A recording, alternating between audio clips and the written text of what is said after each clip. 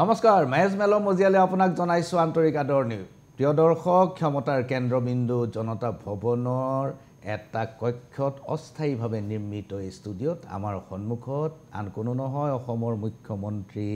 Doctor Himanta Biswa Sarma ডাঙৰীয়া আপোনাক নমস্কাৰ আৰু মেজ মেলত আমাৰ সাক্ষাতৰ বাবে আপুনি সন্মতি প্ৰদান কৰাৰ বাবে আমি অত্যন্ত সুখী সুদীৰ্ঘ 26 মাহৰ পিছত মুখ্যমন্ত্ৰী আজি প্ৰাগ নিউজৰ কেমেৰাৰ সন্মুখত 26 মাহৰ পূৰ্বে মুখ্যমন্ত্ৰী ডাঙৰীয়াই এলানি সাক্ষাৎকাৰ দিছিল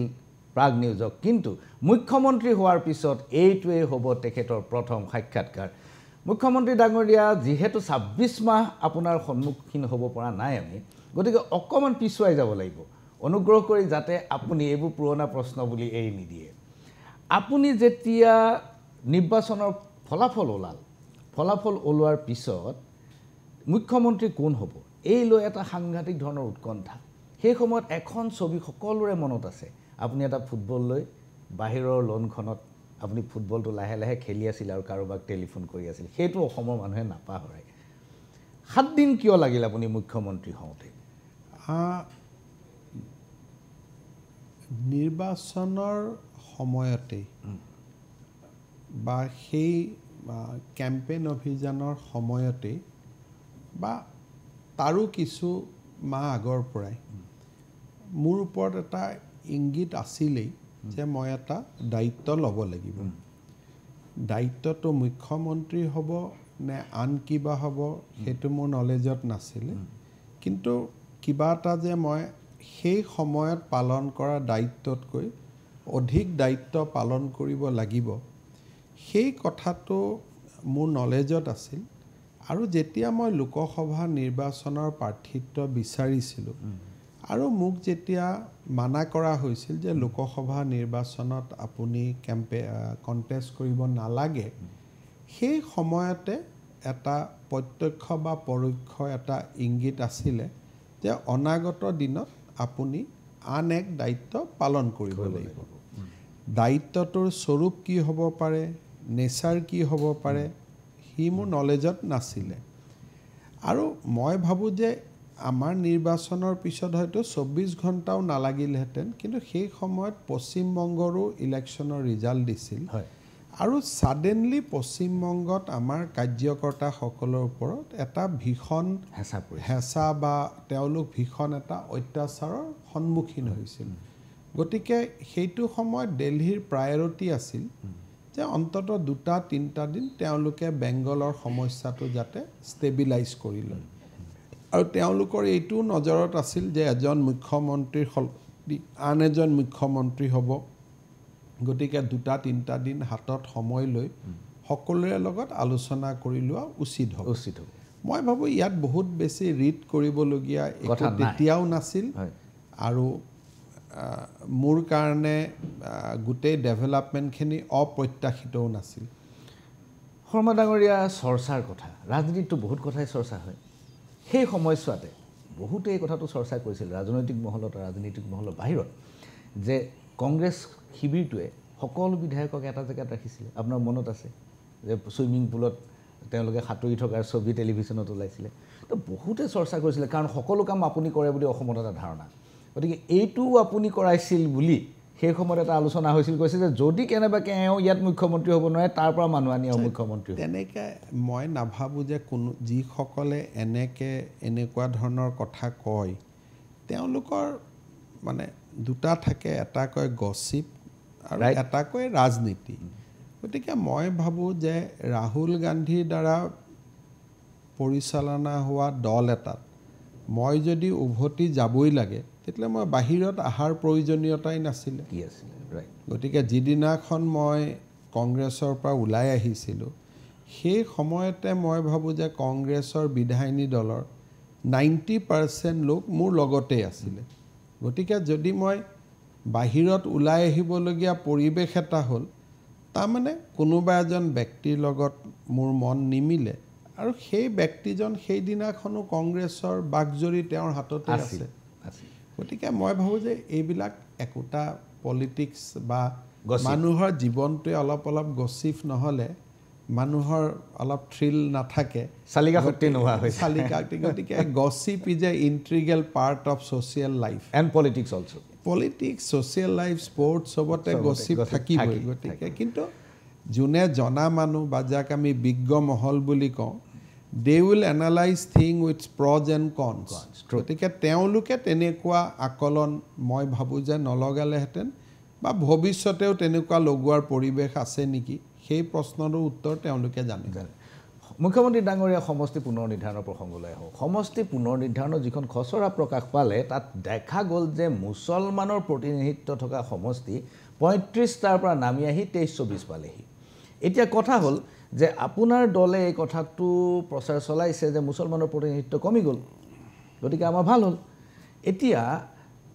পলিটিকেলি দলে এই কথাটো ভাবে নেকি যে অসমৰ সকলো মুছলমানেই প্ৰতিনিধিত্ব পোৱাৰ অযোগ্য দেশী মুছলমান গৰিয়ামৰীয়া মুছলমান অথবা ৫১ চনৰ পূৰ্বৰ পৰা থকা বা বৰাক উপত্যকাৰ মুছলমান এওঁলোকৰ প্ৰতিনিধিত্ব কমি যোৱাটো ভাল হৈছে নাই চাওক প্ৰথম কথাটো হ'ল যে আপুনি যদি সমষ্টি ডিলিমিটেশ্যনৰ ড্ৰাফটখন চাই হয় তেতিয়াহ'লে এটাই বস্তু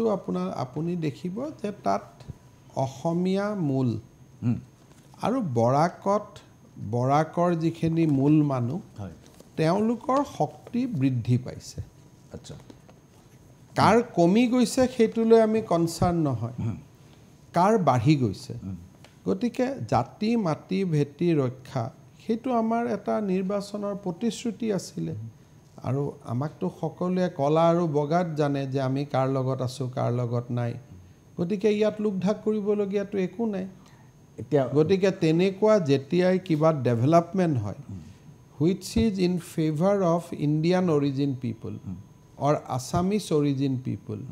তাক আমি আদৰণি জনাওঁ সেইটোতো তাততো কোনো লুকাবলগীয়া একো অখিল গগৈয়ে কালি সংবাদমেল যোগে এটা অভিযোগ আনিছে যে আহোমৰ আধিপত্য থকা বা মানে তেওঁলোকৰ মেজৰিটি থকা আসন ১৫খনৰ পৰা ৪খনলৈ কমি আৰু বঙালী হিন্দুৰ আসন ৮খনৰ পৰা ২৮খনলৈ বাঢ়ি মোৰ ডাটা নাই কিন্তু প্ৰথম কথা এটা অদ্ভুত কথা কোৱা তেখেতৰ এটা কেৰেক্টাৰ যদি ১৫জন আহোমৰ আধিপত্য থকা অসমত ১৫টা চিট আছে তে অসম বিধানসভাত ১৫জন আহোমৰ বিধায়ক কিয় নাই এতিয়া মই এটা কথা আপোনাক ক'ব পাৰোঁ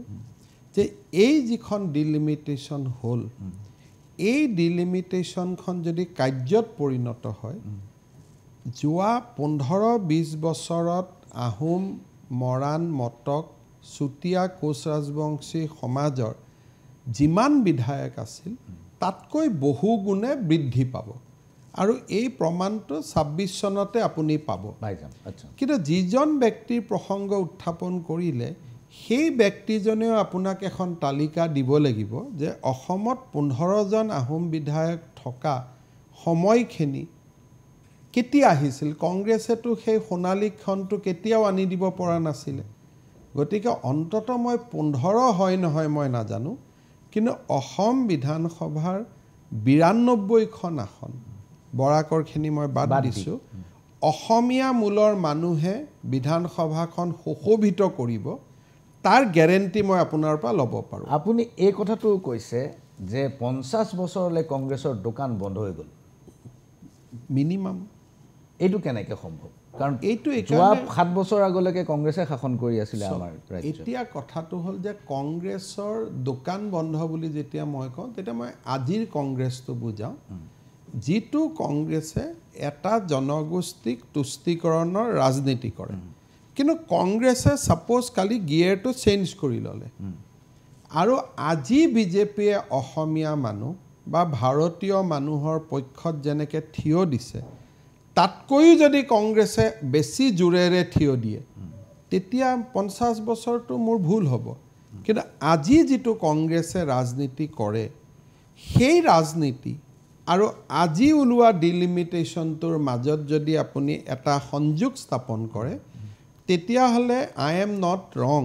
যদি মই কওঁ যে মিনিমাম 2040-45লৈকে কংগ্ৰেছ আৰু অসমত ক্ষমতাত নাহে কিন্তু কংগ্ৰেছে যদি নিজেই পৰিৱৰ্তন হৈ যায় তেতিয়া ৰাজনীতিৰ গতি যদি খলাই পেলাই যদি তেওঁলোকে নিজৰ অলপ আগতে মই এটা টিভিক ইণ্টাৰভিউ কৈছোঁ যে এই ডিলিমিটেশ্যনটোৱে বিজেপিক সহায় কৰা নাই এই ডিলিমিটেশ্যনটোৱে অসমীয়া মূল আৰু ভাৰতীয় মূলৰ মানুহক সহায় কৰিছে বৰাকত ভাৰতীয় মূল অসমত অসমীয়া মূল বা বৰাকত বৰাকৰ মূল কিন্তু বিজেপি আজি অসমীয়া মূলৰ মানুহৰ কাৰণে যিমান কাম কৰি আছে তাতকৈ যদি কালি কংগ্ৰেছে বেছিকৈ কৰে তেতিয়াহ'লে ডেফিনেটলি পৰিৱেশটো 50 বছৰটো কমি 5 বছৰো হ'ব পাৰে so if without course correction কংগ্ৰেছে এই ডিলিমিটেশ্যনখন হৈ গ'লে এই পৰিৱেশত তেওঁলোক আৰু ক্ষমতাত ঘূৰি অহা চিন্তাটো বাদ দিয়া ভাল তাৰমানে আপোনাৰ গোটেই অবজাৰভেশ্যনটো আপেক্ষিক ডেফিনেটলি এবসলিউট নহয় এবসলিউট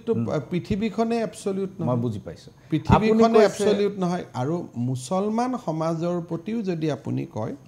প্ৰথম কথা মুছলমান সমাজক আমি দুটা ভাগত বিভক্ত কৰোঁ যোন অসমৰ মাটি পানীত জন্ম খিলঞ্জীয়া মুছলমান আৰু যিখিনি মুছলমানক আমি অধিবাসী মুছলমান বুলি কওঁ এতিয়া অসমৰ যিখিনি সমষ্টি মুছলিম জনগোষ্ঠী অধিবাসী মুছলিম বেছি হ'ব তাত তেওঁলোক 90% হ'ব গতিকে তেওঁলোকেও যে আৰু কংগ্ৰেছক ভোট দিব তাতো মোৰ ডাউট আছে আচ্ছা গতিকে এই ডিলিমিটেশ্যনখনৰ ফলত কংগ্ৰেছে আমাৰ পৰাটো আঁতৰি আছে আগৰ পৰা তেওঁলোকৰ পৰা আঁতৰি যাব কাৰণ তেওঁলোকে বুজা পাব যে 60-40 40-60 হলেহে আমাক কংগ্ৰেছক লাগে কিন্তু এইটো সমষ্টিত যেহেতু মই 90% হয় আৰু অসমত যেহেতু কংগ্ৰেছ নাহেই গতিকে আমাৰ মানুহ এজনকে আমি ভোট দিওঁ গতিকে মই ভাবোঁ যে এই ডিলিমিটেশ্যনৰ পিছত কংগ্ৰেছে কোৰ্স কাৰেকশ্যন নকৰিলে অসমৰ ৰাজনীতিত কংগ্ৰেছৰ প্ৰাসংগিকতা দিনক দিনে কমি আহিব এই কথাৰ পৰা মই দুটা কথা বুজিছোঁ এক নম্বৰ কথা হ'ল যে এই খচৰাত এই কথাটো প্ৰতিফলিত হৈছে যে 30-40 বছৰলৈ খিলঞ্জীয়া সুৰক্ষিত অসম বিধানসভাত যেতিয়ালৈকে নেক্সট ডিলিমিটেশ্যন নহয় আৰু নেক্সট ডিলিমিটেশ্যন সোনকালে হোৱাৰ এইকাৰণে সম্ভাৱনা নাই যে সেন্সাস হোৱাই নাই সেন্সাসৰ পিছত ডাঙৰ এটা সমস্যা এইবাৰ আহিব যে যদি ভাৰতৰ সেন্সাস হয় সিট বাঢ়ে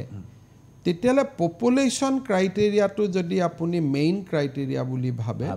দাক্ষিণাত্যৰ পৰা সিট কমিব আৰু উত্তৰ ভাৰতত সিট বাঢ়িব গতিকে সেইটো কোনেও নামানিব গতিকে গোটেই ফৰ্মুলাটোৱে বদলি যাব লাগিব it has to be either population and geography or something else গতিকে এই অনিশ্চয়তাবোৰ দূৰ হোৱালৈকে এই ডিলিমিটেশ্যনখন মই ভাবোঁ it will hold the field at least for next 20 years 20 years মানি ললো 20 বছৰলৈ ইয়াত খিলঞ্জীয়া সুৰক্ষিত আৰু 50 বছৰলৈ কংগ্ৰেছৰ দোকান বন্ধ যদিহে ই কোৰ্স কাৰেকশ্যন এই দুটা কাম আপুনি কৰিলে নে ইলেকশ্যন কমিছনে কৰিলে প্ৰথম কথাটো হ'ল যে ইলেকশ্যন কমিছনে প্ৰথমবাৰ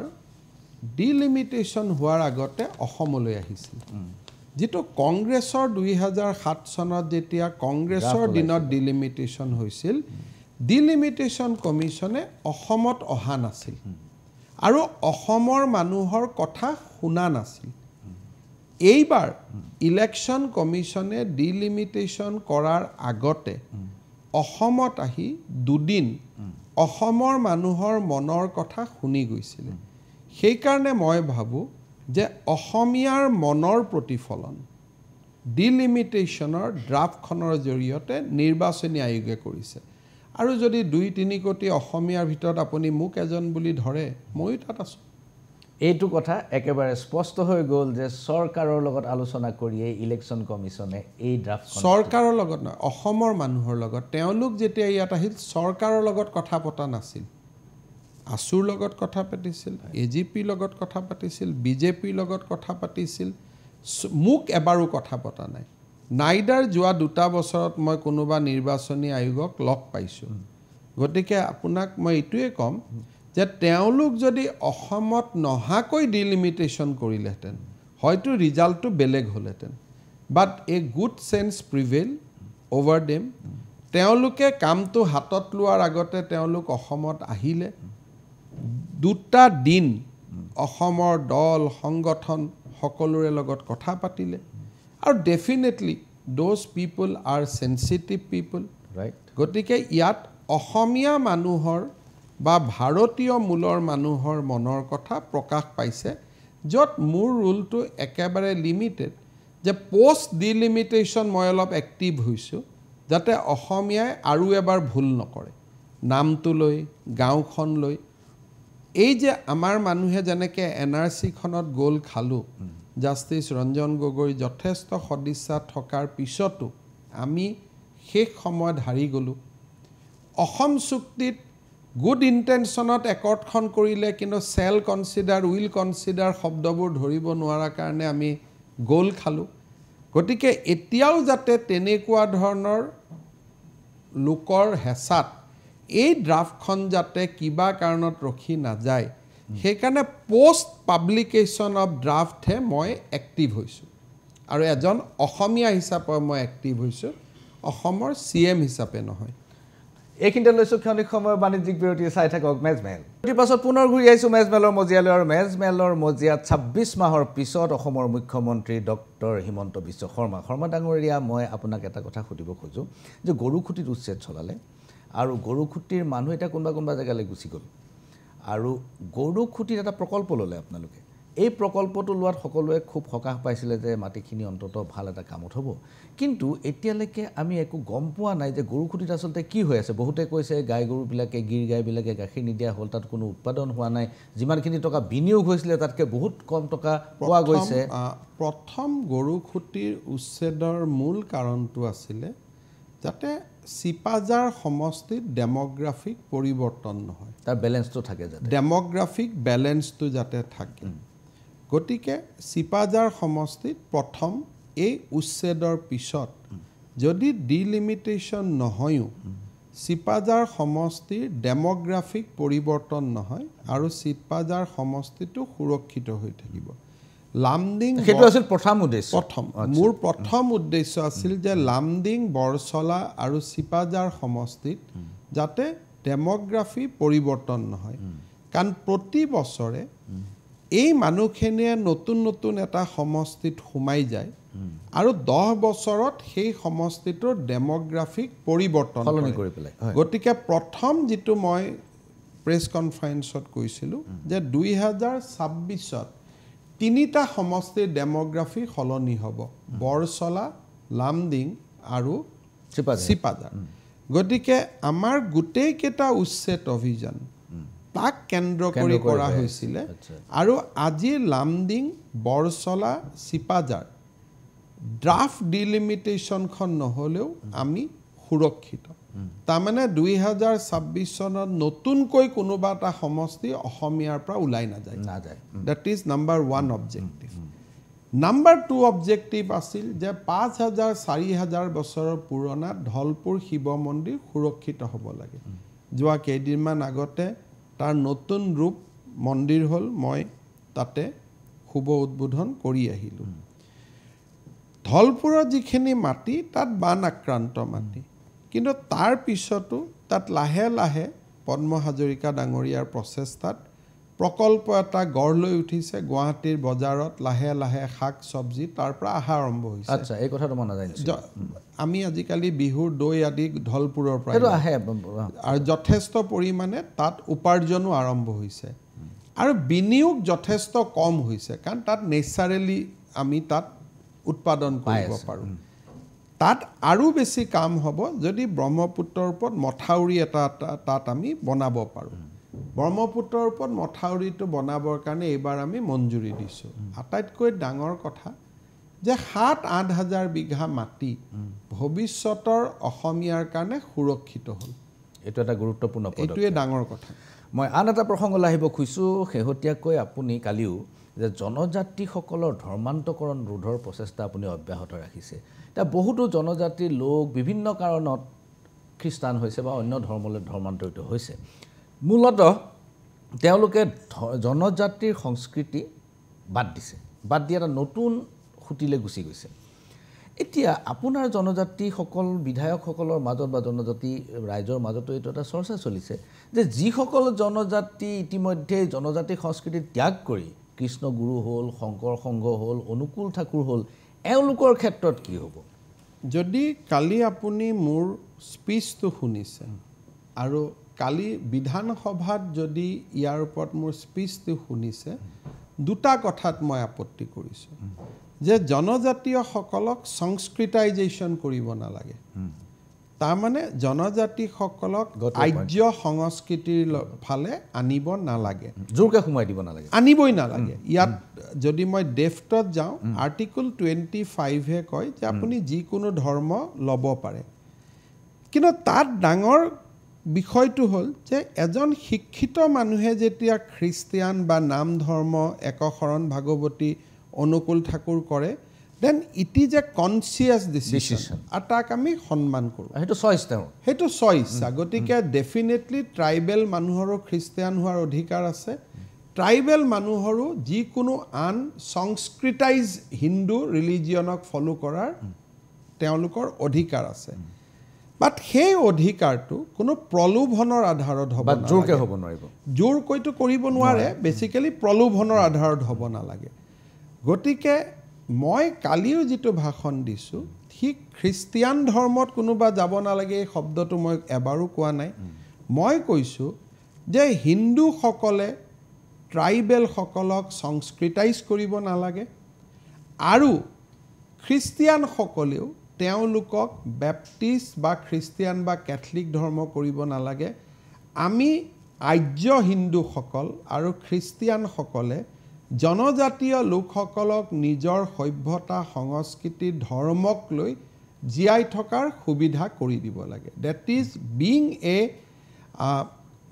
because today the academician power economy এই গোটেইবোৰ যিহেতু আমাৰ হাতত আছে আৰু জনজাতীয় লোকসকল বহুত পিছুৱাই আছে এইটো তেওঁলোকৰ প্ৰতি আমাৰ দায়িত্ব সেইকাৰণে neither I am preaching for Hinduism neither I am preaching for Christianity মই কৈছোঁ let us allow tribal people live with their indigenous religious belief গতিকে আপুনি মোক যিটো প্ৰশ্ন সুধিছে মই জনজাতীয় লোকসকলক তেওঁলোকৰ ধৰ্মীয় পৰম্পৰাৰ পৰা ওলাই অহা নিবিচাৰোঁ লাগিলে তেওঁলোক বিষ্ণু মন্দিৰত আহক বা তেওঁলোকে চাৰ্চত যাওক মই দুইটাৰে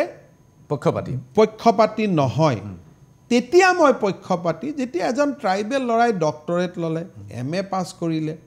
তেওঁ ডিচাইড কৰিলে যে মই আজিৰ পৰা চাৰ্চত যাম তেতিয়া মোৰ কোনো আপত্তি নাই আজিৰ পৰা মই মন্দিৰত যাম মোৰ কোনো আপত্তি নাই কিন্তু আজি তেওঁলোক যিটো অৱস্থাত থাকে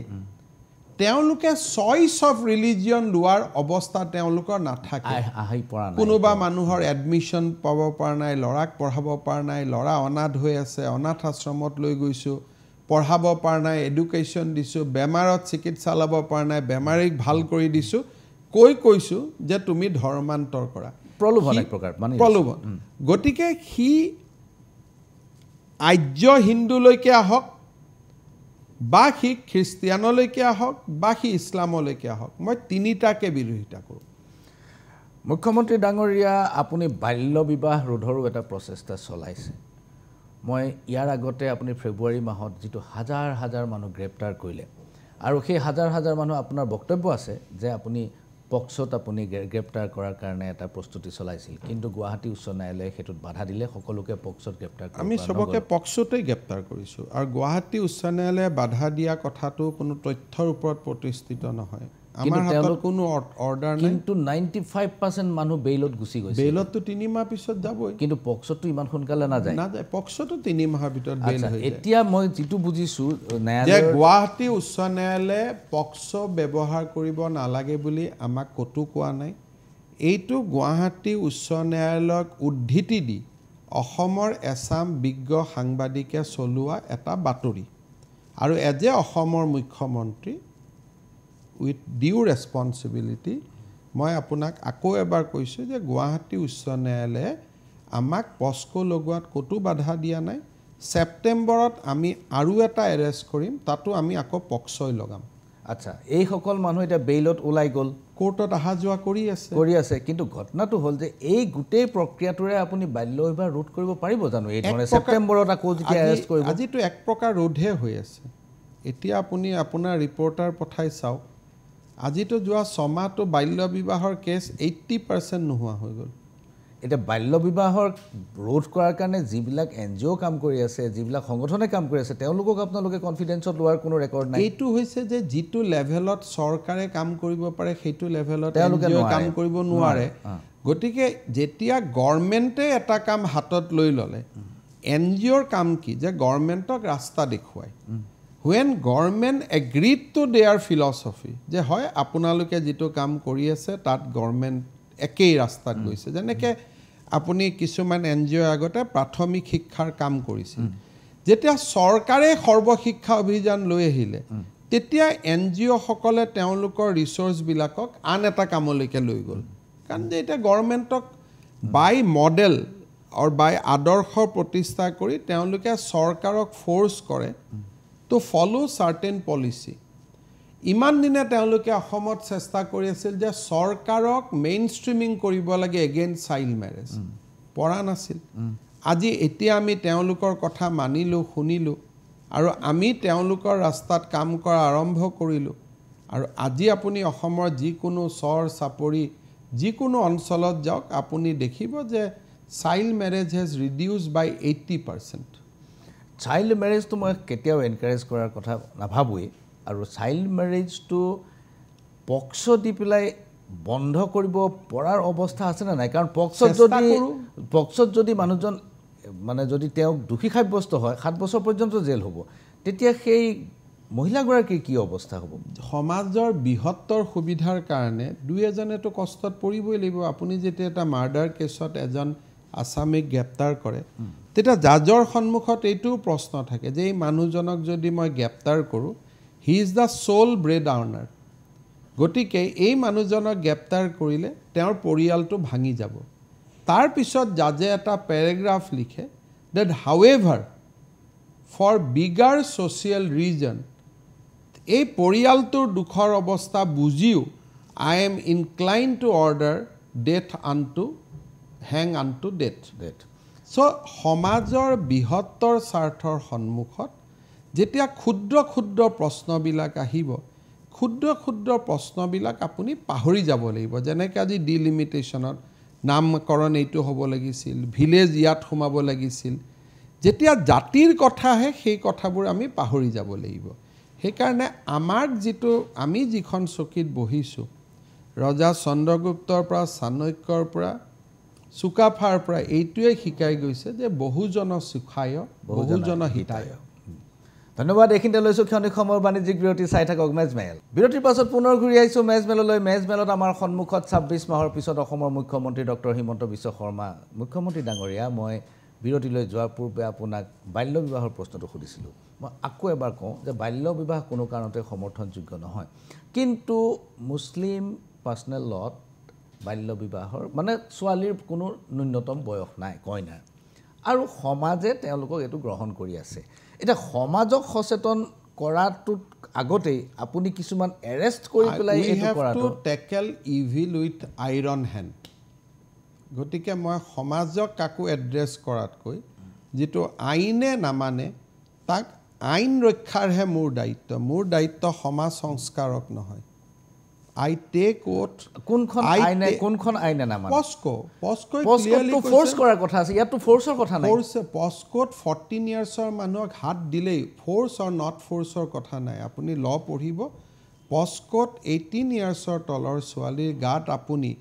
উইলিংলি আনউইংলি হাত দিলে ইউ আৰ একিউজ ফান্ডামেন্টাল মুসলিম পাৰ্সোনাল লৰ লগত পস্কোৰ কনফ্লিক্ট আছে that is for the court to interpret কিন্তু আজি পস্কোই ক্লিয়াৰলি আমাক কৈ থৈ গৈছে এণ্ড চাইল্ড প্ৰহিবিশ্যন এক্ট য'ত পাছ হৈছে তাত কতো লিখা নাই যে provided the people who believe in Muslim fundamental ল কেন মেৰি মাইনৰ কতো লিখা নাই কিন্তু পাৰ্সোনাল ল এটো তাত ন্যূনতম বয়সটো নাই তাত নাই এতিয়া মই অসমত কৰিছো লেট মি ট্ৰাই আপুনি বহু বিবাহৰ প্ৰসংগটো আপুনি মানে হাতত লৈছে মোৰ কথাটো হ'ল এনেকুৱা যিবিলাক কাম আপোনালোকে অসম্ভৱ বুলি ভাবে মই 2-4টা সম্ভৱ কৰি দেখুৱাব খুজিছোঁ মই আকৌ আহিছোঁ বহু বিবাহৰ প্ৰসংগ আৰু আজি আটাইতকৈ চাইল্ড মেৰেজ বন্ধ কৰাত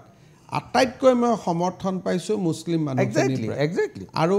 আপুনি চাব যে লাহে লাহে it will be a matter of past in Assam এইটো খুব ভাল হ'ব যদিহে হয় আৰু এইটো মই আশা কৰিছোঁ হ'ব বুলি মই আকৌ আহিছোঁ বহু বিবাহ প্ৰসংগলৈ এই প্ৰসংগটোত আপুনি মুছলিম পাৰ্চনেলৰ ভিতৰতে বহু বিবাহটো ৰোধ কৰিব পৰা যায় নেকি তাক পৰীক্ষা কৰিবৰ কাৰণে জাষ্টিছ ৰুমি ফুকনৰ নেতৃত্বত এটা কমিটি গঠন কৰি দিছে এই কমিটিয়ে হয়তো ৰিপৰ্ট দিব চাগে এইখিনিতে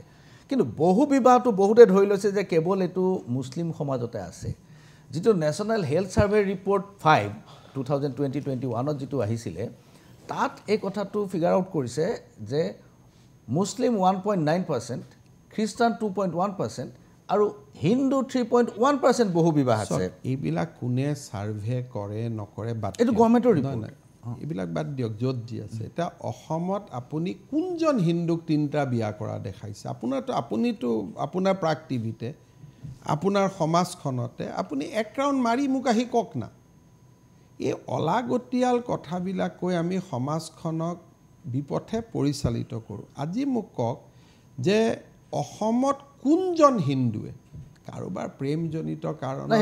এটা একদম বেলেগ কথা আপুনি অস্বীকাৰ কৰিব নোৱাৰে এই ডেটাবিলাক কিছুমান মানুহে বনায় যাৰ কথাটোৱে হ'ল যে আমি মুছলিম সমাজখনক সদায় শোষিত কৰি ৰাখিব লাগে এইটো 2020-21ৰ নেশ্যনেল হেল্থ ছাৰ্ভে ৰিপৰ্ট মই এইটোকে কৈছোঁ যে হেল্থ ছাৰ্ভে ৰিপৰ্টটো টেবুলত থৈ দিয়ক আচ্ছা আপুনি গাড়ীখন লৈ পেলাই ওলাই যাওক বৰপেটা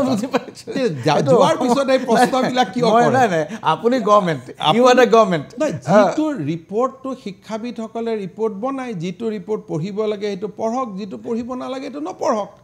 কিন্তু যিটো বাস্তৱত সূৰ্যটো পূবত ওলায় এটা ৰিপৰ্টত যদি কোনোবাই কয়ও যে এই পশ্চিমত ওলাই নেকি মই সেইটো ৰিপৰ্ট চাম নেকি ডেটাটো ক'ৰ পৰা মইতো অসমত আজি সেইটোতো হাৱাত উলিয়াব নোৱাৰে চৰকাৰে এতিয়া অসমত যদি কোনোবাই কয় যে হিন্দু মই অসমৰ মুখ্যমন্ত্ৰী মই national I am chief minister of Assam অসমত মই উইথ ৰেছপনচিবিলিটি কৈছোঁ যে হিন্দু বা আন লোকে বহু বিবাহ বাই এক্সিডেণ্ট কৰে ডেলিবাৰেটলি এক্সেপশ্যন গতিকে অসমত বহু বিবাহ প্ৰথা যদি ক'বাত আছে হিন্দুটো ইট ইজ প্ৰহিবিটেড গতিকে কোনোবা যদি হিন্দুও কৰে উই কেন টেক একশ্যন গতিকে আইন এখন পাছ কৰাৰ পিছতো সকলো মুছলিমে যে বহু বিবাহ বন্ধ কৰি দিব তেনেকুৱা কথা নহয় but it is our duty যে আমি মানুহক ৰাস্তা দেখুৱাই থৈ যাওঁ গতিকে ডিউৰিং মাই চিফ মিনিষ্টাৰশ্বিপ মই যদি মানুহক ৰাস্তা দেখুৱাই থৈ নগ'লোঁ মোৰনো চকীখনত বহি কি লাভ আছে অতি সোনকালে আপোনালোকে নাভাবা কিছুমান কাম কৰিবৰ কাৰণে মই ইয়াত বহিছোঁ গতিকে লেট মি ডু ইট আৰু মই ভাবোঁ যে পাব্লিকেতো ভাল পাই আছে পাব্লিকৰটো বহু বিবাহ বন্ধত আপুনি যদি আজি কয় যে হিন্দুৰহে বেছি বহু বিবাহ আছে কোনোবা এখন ছাৰ্ভেৰ কথা কয় আপোনাক মানুহে বেয়া পাব যে এইটো প্ৰশান্ত ৰাজগুৰুৰ দৰে মাটিৰ লগত থকা মানুহজনী ডাটাটো ক'ৰ পৰা পালে মই গভৰ্ণমেণ্টৰ ডেটা লৈয়ে কৈছোঁ এইখন কোন গভৰ্ণমেণ্টে ক'ত বনাইছে মই নাজানো কিন্তু আজি আপুনি বৰপেটাত যাওক ধুবুৰীত যাওক কৰিমগঞ্জত যাওক হাইলাকান্দিত যাওক আৰু এইটো কথা কোনোবাই যদি এইখন ছাৰ্ভে বনাইছেও সি যে হিন্দু বিৰোধী মানুহ হ'ব কাৰণ ক'ৰবাত যদি কোনোবাই কয় যে হিন্দুৱে 3টা বিয়া কৰাই বহি আছে সি যে openly he will be anti Hindu person কোনোবাই যদি এইটো ৰিপৰ্ট বনাইছে অতি সোনকালে ইউনিফৰ্ম চিভিল কোড আহি আছে ইতিমধ্যে অপিনিয়ন মই ভাবোঁ যে ল কমিশ্যনে চৰ্চা কৰি আছে গতিকে UCC আহাৰ পৰিৱেশ এটা হৈছে কিন্তু ডেট আৰু সময় নিৰ্ধাৰিত হোৱা নাই আৰু মই নিজে বিশ্বাস কৰোঁ যে প্ৰাইম মিনিষ্টাৰে এটা যিকোনো এটা মেজৰ ট্ৰান্সফৰ্মেশ্যন কৰাৰ আগতে হি উইল চিক অপিনিয়ন অফ অল কনচাৰ্ণ আপোনাৰ পৰ্যবেক্ষণ কি আপুনি ভাবেনে যে ইউনিফৰ্ম চিভিল কোডৰ ক্ষেত্ৰত এটা ব্ৰড কনচেনচাছৰ প্ৰয়োজন আছে মোৰ কথাটো হ'ল যে ইউনিফৰ্ম চিভিল কোডৰ কেইবাটাও পিলাৰ আছে যদি মোক আপুনি ব্যক্তিগতভাৱে সোধে তে মই ভাবোঁ যে ইয়াৰ দুটা পিলাৰক আমি ইমিডিয়েটলি এমেণ্ড কৰিব লাগে এটা হ'ল পলিগেমি শুড বি বেন আৰু পাতি আছোঁ আৰু মুছলিম ছোৱালীকো সম্পত্তিৰ সমান অধিকাৰ দিব লাগে এই দুটা হিন্দু চিভিল কোডো আহিছিল তেতিয়া থ্ৰু প্ৰচেছ আহিছিল সাকসেছন এক্ট হৈছিলে প্ৰথম তিনিখন হৈছে তেতিয়া সিৰিজ অফ হিন্দু কোড আহিছিল ইট ৱাজ নট অভাৰ এখনতে নহয় it was through three different act গতিকে যেহেতু ল কমিশ্যনে ইয়াত পৰামৰ্শ লৈ আছে মোৰ যদি মডেলটো মোক যদি ক'বৰ কাৰণে বা অসম গভৰ্ণমেণ্টৰ যদি কোনোবাই কমেণ্ট খোজে it is A parliament act আমাৰ কমেণ্ট সুধিব পাৰে নুদিব পাৰে মোৰ প্ৰথম পৰামৰ্শটো হ'ল যে India after 75th years of independence we have already delayed in implementing uniform civil code কাৰণ আমাৰ ডাইৰেক্টিভ প্ৰিন্সিপল হৈ গৈছিল যে এইটো সোনকালে কৰিব লাগে বাট হেভিং ছেইড ডেট যদি ইউচিচি গোটেইখন কৰাত ইমিডিয়েটলি আমাৰ সমস্যা আছে বা লাৰ্জ ছেকশ্যনৰ মানুহৰ লগত কথা পাতিব লাগে it will take further time at least in the interim দুখন এক্ট আনক giving Muslim women equal right to property inheritance and property equal korok second polygamy ban korok immediately so ei duta mailor khuti ami par hobo lage jodi overall ami UCC anibo paru alap alochona kori sokolure ji monot horu khura proshno ase sokoluke kori it is better otherwise at least bring these two amendment immediately kan 75 বছৰৰ পিছতো মুসলিম ছোৱালী সকলে হাজবেণ্ডৰ পলিগেমিৰ শিকাৰ হোৱা হাজবেণ্ডৰ বহু বিবাহৰ ভিকটিম হোৱা বা পিতৃৰ সম্পত্তিৰ পৰা বঞ্চিত হোৱা it cannot be accepted in any civilized nation exactly that's I do admit agree গতিকে if UCC আনুতে ল কমিশ্যনৰ সময় লাগে কথা বতৰা পাতিব লাগে it will take time at least bring these two amendment immediately পণ্ডিত নেহেৰু আৰু আম্বেদকাৰো ঠিক একে ধৰণে কৈছিলে কথাটো কাৰণ তেওঁলোকে UCC আনিব নোৱাৰিলে তেওঁলোকৰ জীৱনকালত because of some resistances I think Narendra Modi জীৰ হাতত ইমান ক্ষমতা আছে যে he will overcome resistance provided it is good for the society correct গতিকে মই ভাবো যে তেখেতৰ সময়ত আমি definitely UCC পাম but kiba karanot if it takes time at least ei duta amendment immediately koratu ottonto proyojoni aru ekita amendment hoi joar pisot bor bikhe tan kan na thakbe it will be just few more steps. Exactly ekhine loiso khoni khomor banijik biroti sai thakok mezmel birotir pasot punor ghuri aisu mezmelor modiale aro mezmelot 26 mahor pisot uposthit অসমৰ মুখ্যমন্ত্ৰী doctor Himanta Biswa Sarma doctor Sharma ডাঙৰীয়া আমি পাতিছিলো ইউচিচিৰ সম্পৰ্কত এই প্ৰসংগত এজন সুখ্যাত জাৰ্নেলিষ্ট আপুনি ব্যক্তিগতভাৱে যাক খুব ভালকে জানে শেখৰ গুপ্তাই এটা অবজাৰভেশন দিছে তেওঁ কৈছে যে বিজেপিত 3-4 জন মানুহ আছে যাৰ বয়স 40ৰ পৰা 50 বছৰৰ ভিতৰ বা 50ৰ সামান্য ঊৰ্ধ্বত 3-4 জন মানুহে নিজকে মোদীৰ উত্তৰসূৰী হিচাপে নিজক প্ৰক্ষেপ কৰিব বিচাৰে ৰাষ্ট্ৰত আৰু তেওঁলোকে এই যেটো ৰেট ৰেছ হৈছে তেওঁলোকৰ মাজত তেওঁলোকৰ যেটো দৌৰ হৈছে এই দৌৰটোত আটাইতকৈ উজ্জ্বল তাৰকা হৈছে ডক্টৰ হিমন্ত বিশ্ব শৰ্মা মোৰ কথা লিখিছে হয় আপোনাৰ কথা কৈছে মই কৈ আছো কোৱেশ্চনটো মোক কমপ্লিট কৰিব দিয়ক তে উজ্জ্বল তাৰকা হৈছে তেওঁ এক্সাক্ট ৱৰ্ডটো হৈছে he is the rising star of ভাৰতীয় জনতা পাৰ্টি এতিয়া সেই কাৰণে ডক্টৰ হিমন্ত বিশ্ব শৰ্মাই বাকিবোৰে কৰাৰ আগতেই এই পলিগেমি বন্ধ কৰা এই বাল্য বিবাহ বন্ধ কৰা এনেকুৱা কামবোৰ কৰাত লাগিছে যাতে ইউচিচিৰ আগতেই যাতে তেওঁ অলপ স্কোৰ কৰিব পাৰে শেখৰ গুপ্তা ডাঙৰীয়াই মোক ইমান ডাঙৰ সন্মান দিয়াৰ কাৰণে তেওঁক মই ধন্যবাদ জনাইছো আৰু মই ভাবো যে আমি যিখন ৰাজ্যত আছো তাৰ পৰা ইমান ডাঙৰ সপোন দেখাটো উচিতো নহয় আৰু তাৰ পৰা আমি দূৰত থাকিব লাগে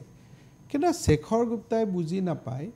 যে মোৰ কাৰণে এটো important because I live in a different state য'ত ইয়াৰ প্ৰয়োজনীয়তা বহুত বেছি মধ্যপ্ৰদেশৰ মুখ্যমন্ত্ৰীৰ কাৰণে it is not very important UCC আহক বা নাহক I preside over a state or I am a CM of a state য'ত 36% of people belongs to Muslim community. গতিকে যেতিয়া জাষ্টিস আৰু ন্যায়ৰ কথা আহে তেতিয়া মোৰ কাৰণে এটো আটাইতকৈ সোনকালে অহা প্ৰশ্ন যি ষ্টেটত 2% 3% মুছলিম লোক আছে তেওঁলোকৰ কাৰণে পলিগেমি বা চাইল্ড মেৰেজেস আৰু আপোনাৰ মুছলিম পপুলেশ্যনটো এনেকুৱা অশিক্ষিত আৰু মোৰ কাৰণে য'ত অসমত ডেমোগ্ৰাফিৰ যিটো তীব্ৰ পৰিৱৰ্তন হৈ আছে ৰাইজক মই প্ৰতিশ্ৰুতি দি আহিছোঁ যে মোৰ দিনত কিবা নহয় কিবা প্ৰকাৰ হ'লেও মই কেইটামান কাম কৰিম গতিকে মোৰ কাৰণে প্ৰয়োজনীয় যে 5 বছৰত মই কি কৰিব পাৰোঁ সেই কাৰণে I am in a T20 match 5 বছৰ পিছতটো মই দেখা নাই গতিকে 20 ওভাৰলৈকে আপুনি মই টেষ্ট ক্ৰিকেটো খেলা নাই ওৱান ডেও খেলা নাই মই T20 খেলি আছোঁ আৰু শেখৰ গুপ্তাৰ এইটোৱে বুজিব লাগে যে মই T20 অসমত খেলি আছোঁ মই বাহিৰৰ ৰাজ্যত গৈ খেলা নাই নতুন বিজেপি আৰু পুৰণি বিজেপি এইটো লৈ বাতৰি কাকত টেলিভিছন সবতে চৰ্চা অলপতে এখন মিটিং হৈছিলে আপোনাৰ প্ৰবুদ্ধ সন্মিলনত বয়োজ্যেষ্ঠসকলে অলপ নতুন বিজেপি সকলক সমালোচনা কৰিছে আচলতে সময়টো নাজানে মই যিমান দূৰ জানো নতুন বিজেপি বুলি যাক কয় হিও এটা দশক বিজেপি পাৰ কৰিলে এতিয়া যদি আপুনি মুকে খুধে যে নতুন বিজেপি বুলি এই আগষ্টত মই 8 বছৰ পুৰা হ'ব গতিকে আই থিংক যি সকলক নতুন বিজেপি বুলি কোৱা হয় তেওঁলোকৰ বিজেপিত বয়স 10 বছৰ ইতিমধ্যে হৈয়ে গ'ল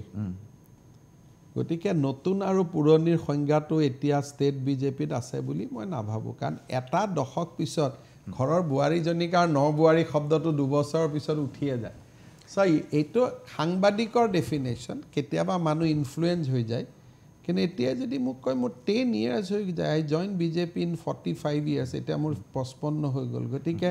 আৰু কংগ্ৰেছতো মই 20 বছৰহে আছিলোঁ চাওঁতে কংগ্ৰেছৰ সমানেই হৈ যাব এতিয়া এটা সময়তো কংগ্ৰেছৰ সমানে হ'ব বা কংগ্ৰেছৰ বেছি হৈ যাব পাৰে সেইটো ডাঙৰ কথা নহয় মানে মই ভাবো যে এই ক্ষোভটো প্ৰশমিত কৰাৰ কি কৰিব আপুনি এইটো ক্ষোভ হৈছে এটা মই ভাবো যে এই ক্ষোভটো প্ৰশমিত কৰাৰ চেষ্টা কৰাই মানে ক্ষোভটো যে আছে আপুনি স্বীকৃতি দিয়া হ'ব যিটো বস্তু ষ্টেট বিজেপিত এক্সিষ্ট নকৰে সেই বস্তু এটা আৰু it is mostly a propaganda of the journalist যি আমাক বহুত বেছি ভাল পায় তেওঁলোকৰ প্ৰপোগেণ্ডা নহলে কিছুমান ফ্ৰাষ্ট্ৰেটেড মানুহৰ প্ৰপোগেণ্ডা এই দুইটা প্ৰপোগেণ্ডাৰ পৰা ষ্টেট বিজেপি যিমানেই দূৰত থাকিব দলটো ফলে ফুলে জাতিস্কাৰ হৈ আগুৱাই যাব পাৰিব মই মানি ললো যে নতুন বিজেপি পুৰণি বিজেপি তেনেকুৱা কোনো সংঘাত ইয়াত নাই থাকিব মই মানি ললো আপোনাৰ কথাটোৱে মানি কাৰণ আমাৰ কিন্তু এটা সংঘাতটো আছে সৰ্বানন্দ সোণোৱাল লবি এণ্ড ডক্টৰ হিমন্ত বিশ্ব সোণোৱাল লবি তেনেকুৱা সংঘাত থাকাৰ এইটো কাৰণে বহুত বেছি অৱকাশ নাথাকে কাৰণ আমাৰ ইয়াত লবি এটাই আছে নৰেন্দ্ৰ মোদীৰ লবি বাকি যদুমধু কৰি থাকিনো কি লাভ হ'ব আজিৰ দিনত ভাৰতৰ প্ৰধানমন্ত্ৰী নৰেন্দ্ৰ মোদী ইমান এজন শক্তিশালী নেতাৰ তলত কোনোবা দুজনে কাজিয়া পেচাল কৰিনো কি লাভ হ'ব গতিকে এই কথাখিনি ময়ো বুজি পাওঁ যিহেতু মই নৰেন্দ্ৰ মোদীক ওচৰৰ পৰা দেখিছোঁ সৰ্বানন্দ সোণোৱালেও চিনি পায় তেওঁ নৰেন্দ্ৰ মোদীক ওচৰৰ পৰা দেখিছে গতিকে আপোনালোকে যদি আমাক দুইজনকে এটা বেসিক মিনিমাম পলিটিক্যাল নলেজ আমাৰ দুইজনৰে আছে বুলি আপোনালোকে যদি ধৰি লয় তেতিয়ালে আপোনালোকে এইটো ধৰি ল'ব যে এই দুজনে ভুলতেও কাজিয়া নকৰে নিৰ্বাচনৰ পূৰ্বেটো দুটা আছিল সৰ্বানন্দ সোণোৱাল লবি আৰু ডক্টৰ হিমন্ত বিশ্ব শৰ্মা লবি এতিয়াও নৰেন্দ্ৰ মোদী ডাঙৰীয়া ভাৰতৰ প্ৰধানমন্ত্ৰী হৈ থকালৈকে or in any political party where leadership is so strong তেতিয়া মানুহে কম্পিটিশ্যন কৰিব পাৰে কাজিয়া কৰিব নোৱাৰে গতিকে আপুনি কনফ্ৰণ্টেশ্যন এণ্ড কম্পিটিশ্যন মই দুটা বেছি কাম কৰিব পাৰোঁ যে যাতে মই মোদী ডাঙৰীয়াৰ নজৰত আহিব পাৰোঁ বা দৌৰত আগত থাকিব পাৰোঁ কম্পিটিশ্যন সোণোৱাল ডাঙৰীয়া যে দিল্লীত তেওঁ মন্ত্ৰী তেওঁৰ ডিপাৰ্টমেণ্টত তেওঁ 3টা বেছিকৈ কাম কৰিব যাতে তেওঁ মোদী ডাঙৰীয়াৰ মৰম দৃষ্টিত আহে ময়ো অসমৰ মুখ্যমন্ত্ৰী হিচাপে মই চেষ্টা কৰিম যে ময়ো যাতে মৰম দৃষ্টিত আহোঁ আৰু দুইজনে কাম কৰাৰ কাৰণে দেশখন আৰু ৰাজ্যখন শক্তিশালী হয় সো হেলথি কম্পিটিশ্যনক কনফ্ৰণ্টেশ্যন নাম দিয়াটো সেইটো মই ভাবোঁ যে এইটো উচিতো নহয় আৰু বিজেপিত কনফ্ৰণ্টেশ্যনৰ স্কোপ নাই কাৰণ ইয়াৰ যিটো অৰ্গেনাইজেশ্যন যোনে বহুত সময় অসমৰ জাৰ্নেলিষ্টসকলে কংগ্ৰেছক কভাৰ কৰিলে কাৰণে ইয়াৰ গাঁথনিটো বুজা নাই তেওঁলোকে কংগ্ৰেছৰ মাইণ্ডছেটৰ চিকাৰ হৈ এনেকুৱা নিউজ কৰে বা আমাৰো লগত যি 2-3জন মানুহ কংগ্ৰেছৰ পৰা আহিছে তেওঁলোকে বহুত ভিতৰলৈকে বস্তুটো নাজানি এনেকুৱা ধৰণৰ শব্দৰ ব্যৱহাৰ কৰে কিন্তু বিজেপিৰ অৰ্গেনাইজেশ্যন যিটো ষ্ট্ৰাকচাৰ বা বিজেপিৰ যিটো গ্ৰোথৰ যিটো ট্ৰেজেক্টৰী সেই গ্ৰোথ আৰু এই ট্ৰেজেক্টৰীত কনফ্ৰণ্টেশ্যনে আপোনাক তলত পেলাব সেইকাৰণে কোনো মানুহে কামটো নকৰে কনফ্লিক্টত কোনো নাযায় কোনো কনফ্লিক্ট আৰু কনফ্ৰণ্টেশ্যনত নাযাবই যোনে গৈছে he has paid heavy price আচ্ছা গতিকে কম্পিটিশ্যন ফাইন কম্পিটিশ্যন কোনেও বাধা প্ৰতিযোগিতা থাকিব কাৰণ কম্পিটিশ্যন থাকিলেহে মানুহ আগবাঢ়িব ময়ো বিচাৰোঁ যে মোৰ মিনিষ্টাৰবিলাকৰ মাজত কম্পিটিশ্যনক ভাল কাম কৰাৰ চ' এইটো ময়ো ইনফ্লুৱেঞ্চ কৰি থাকোঁ যে কম্পিট কৰ এইখিনিতে লৈছোঁ ক্ষণিক সময়ৰ বাণিজ্যিক বিৰতি চাই থাকক মেজমেল বিৰতিৰ পাছত পুনৰ ঘূৰি আহিছোঁ মেজমেললৈ মেজমেলত আমাৰ সন্মুখত 26 মাহৰ পিছত অসমৰ মুখ্যমন্ত্ৰী ডক্টৰ হিমন্ত বিশ্ব শৰ্মা মুখ্যমন্ত্ৰী ডাঙৰীয়া গোটেই ৰাজ্যতে আমোলা মহৰি সকলোৰে মাজত এইটো চৰ্চা যে ডক্টৰ হিমন্ত বিশ্ব শৰ্মাৰ মন্ত্ৰীসভাত কেইজনমান মন্ত্ৰীৰ বাহিৰে আন কিজনৰ কোনো কাম নাই এইটো এটা মই ভাবোঁ যে অসমত ইমান হেল্থি এক্টিভ মন্ত্ৰীসভা কোনেও দেখাই নাই আপুনি আমাৰ মন্ত্ৰীবিলাকৰ টোৰ ডায়েৰীটোৱে চাওকচোন ডিচিশ্যন চাওক লেভেল অফ ডিচিশ্যন কেবিনেটত সপ্তাহত আগতে 2 মাহত কেবিনেটত এজেণ্ডা নাথাকে এতিয়া প্ৰত্যেক সপ্তাহৰ কেবিনেটত 8টাকৈ এজেণ্ডা আহে আৰু কোনো এটা ডিপাৰ্টমেণ্টৰ পৰা নাহে ইমান এক্টিভ গভৰ্ণমেণ্ট এখনত যদি এই প্ৰশ্ন আহে তেতিয়াহ'লে মই ভাবিম যে আপুনি অলপ আগতে ষ্টেটিষ্টিক্সৰ কথা ক'লে do the statistics support it daily আপুনি কোনটো ডিপাৰ্টমেণ্ট মাইন্স এণ্ড মিনাৰেলৰ পৰা পাৱাৰৰ পৰা ৱাটাৰ ৰিচোৰ্চৰ পৰা ফাইনেন্সৰ পৰা হেল্থৰ পৰা প্ৰত্যেক সপ্তাহত সব ডিপাৰ্টমেণ্টৰ ডিচিশ্যন ওলায়ে থাকে আচ্ছা আচ্ছা আৰু প্ৰত্যেকজন মন্ত্ৰীয়ে সক্ৰিয় কোনটো ডিপাৰ্টমেণ্টে কাম কৰা নাই যদি ভেটেনাৰী ডিপাৰ্টমেণ্টত মোবাইল ভেটেনাৰী এম্বুলেঞ্চ হৈছে ফুড এণ্ড চিভিল ছাপ্লাইত যদি আপোনাৰ ধান কিনাৰ প্ৰতিযোগিতা চলিছে PNRDত যদি ৰাস্তা ঘৰ বনোৱাৰ প্ৰতিযোগিতা চলিছে কালচাৰেল ডিপাৰ্টমেণ্টত যদি সামাৰ কেম্প কৰাৰ প্ৰতিযোগিতা চলিছে স্পৰ্টছ ডিপাৰ্টমেণ্টত ক্ৰীড়া মহাসংগ্ৰাম কৰাৰ প্ৰচেষ্টা চলিছে বানপানীৰ মথাউৰি নাভাঙাৰ প্ৰচেষ্টা চলিছে স্বাস্থ্যত মেডিকেল কলেজ বনোৱাৰ কম্পিটিশ্যন হৈ আছে যে কোনটো ডিপাৰ্টমেণ্ট আপুনি মোক সোধক যে এই ডিপাৰ্টমেণ্টটো অলপ তল পৰি থকা যেন মোৰ ভাৱ হয় ডাঙৰীয়া মই বুজি পালোঁ এক্টিভিটিজ হৈছে কিন্তু চৰ্চাৰ বিষয়টো হৈছে যে মন্ত্ৰীৰ কথা তেওঁ ডিপাৰ্টমেণ্টৰ ছেক্ৰেটাৰীয়ে নুশুনে আৰু ছেক্ৰেটাৰীক মুখ্যমন্ত্ৰীয়ে প্ৰত্যক্ষভাৱে নিৰ্দেশ দিয়ে চাওক প্ৰথম কথা মইতো এক্টিভ মুখ্যমন্ত্ৰী ৰাইট গতিকে মইতো ছেক্ৰেটাৰীৰ লগত কথা পাতিমেই নিশ্চয় সেইটো মোৰ কেৰেক্টাৰ কিন্তু প্ৰত্যেকজন ছেক্ৰেটাৰীক আমি এইটোৱে এনকাৰেজ কৰোঁ do not break the command structure আৰু এজন মন্ত্ৰীৰ কথা এজন ছেক্ৰেটাৰীয়ে শুনিবই লাগিব কাৰণ প্ৰথম দিনাই মই মন্ত্ৰীক কৈছোঁ যে ACRখন CMে নিলিখে আপুনি লিখিব সেইকাৰণে আমাৰ ইয়াত কোনো ডিপাৰ্টমেণ্টৰ অফিচাৰক ট্ৰেন্সফাৰৰ কাৰণে কোনেও কাকো ৰিকুৱেষ্ট নকৰে কাৰণ প্ৰথম দিনাই তেওঁলোকক মই মহৌষধটো শিকাই দিছোঁ যে এখেতসকল IAS অফিচাৰ আপোনালোকে যদি পৰ বুলি লিখি দিয়ে ACRখনত তেওঁলোকৰতো প্ৰমোশ্যন নহয় গতিকে চাবি কাঠিটো আপোনালোকৰ লগতে আছে IAS অফিচাৰৰ ACR মিনিষ্টাৰে লিখে নেকি 100% নিজৰ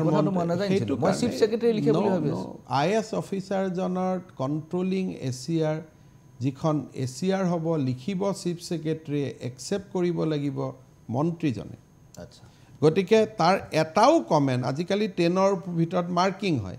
মিনিষ্টাৰজনে যদি 3 বুলি লিখি দিলে তেওঁতো অৱস্থাই নোহোৱা হৈ গ'ল সেইকাৰণে অসমত সকলো officer is working under the concerned minister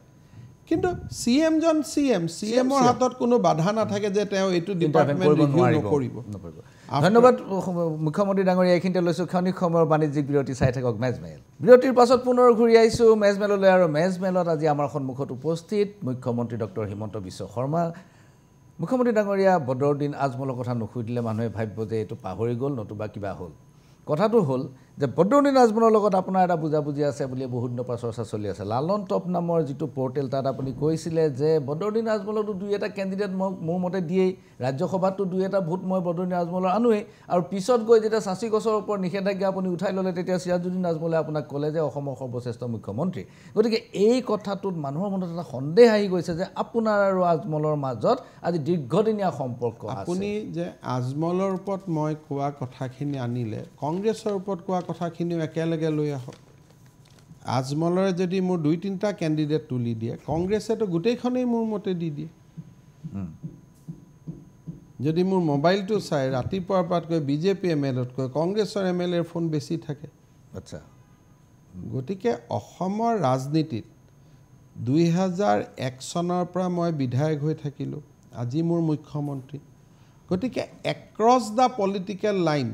সকলো মানুহৰ লগত আপোনাৰ সম্পৰ্ক থাকিব ভালো সম্পৰ্ক আৰু মই ইনফ্লুৱেঞ্চো কৰিব পাৰোঁ তাততো আৰু সেইটো ডিনাই কৰি লাভ নাই মই দুই এটা ডিচিশ্যন যিবিলাক দিল্লীত হয় মই নোৱাৰোঁ অসমত কংগ্ৰেছৰ ডিচিশ্যন CPMৰ CPI যি ডিচিশ্যন লাগে দুই এটাতো মই ইনফ্লুৱেঞ্চ কৰিয়েই দিব পাৰোঁ আজমলৰ ক্ষেত্ৰত প্ৰসংগটো বেলেগ আজমলৰ ক্ষেত্ৰতো মই পাৰোঁ কাৰণ আজমলক দেখুৱায়ে আপোনালোক ক্ষমতালৈ আহিছে আজমলটো এটা আজমলক নহয় আজমলে প্ৰতিনিধিত্ব কৰা আইডিঅলজিটো ব্যক্তিৰ লগত কাৰো কাজিয়া নাথাকে এইটো কেতিয়াও ভুল নকৰিব আমি ক্ষমতাত আহিছোঁ যে অসমত অসমীয়া আৰু ভাৰতীয় মূলৰ মানুহখিনিৰ যাতে কোনো কাৰণতে তেওঁলোক অনিশ্চয়তা আৰু তেওঁলোকৰ ভৱিষ্যতটো যাতে অন্ধকাৰ নহয় গতিকে মোৰ যিটো যোৱা 2 বছৰৰ একশ্যন গৰুখুটিৰ পৰা বুঢ়া চাপৰিলৈ কাজিৰঙাৰ পৰা বাল্য বিবাহৰ পৰা এতিয়া বহু বিবাহলৈকে কৰবাত মই মোৰ যিটো একশ্যন তাত আজমলৰ ইনফ্লুৱেঞ্চ দেখা পাইছে নেকি অৰ্থাৎ মোৰ যিটো ইনফ্লুৱেঞ্চ সেই ইনফ্লুৱেঞ্চে আজমলক দুৰ্বল কৰি আছে আৰু আজমল মানে মই আজমল ব্যক্তিগৰাকীৰ কথা কোৱা নাই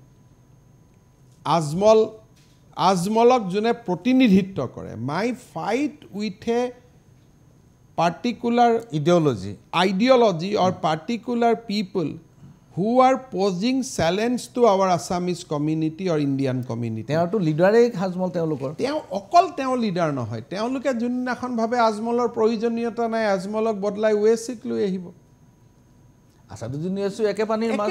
বাৰ্ড অফ সেম ফিভাৰ লৈ আহিব তাকো আমি আসাদুদ্দিন ওৱেচিৰ লগতো বিজেপিৰ বুজাবুজি আছে তাকো আমি গোল কৰি দিব লাগিব দুদিন পিছত ৰাহুল গান্ধীক লৈ আহিব তাকো আমি গোল কৰি দিব লাগিব যোনে আহিব আজমল মই এইটোৱে ক'লো আজমল হওক বা আন কিবা নাম হওক সকলোকে গোল কৰিয়ে আমি চলি থাকিব লাগিব গতিকে সকলোকে ৰাজনীতি নহয় অসমীয়া মানুহ তেনেকৈ ছাৰ্ভাইভ কৰিব লাগিব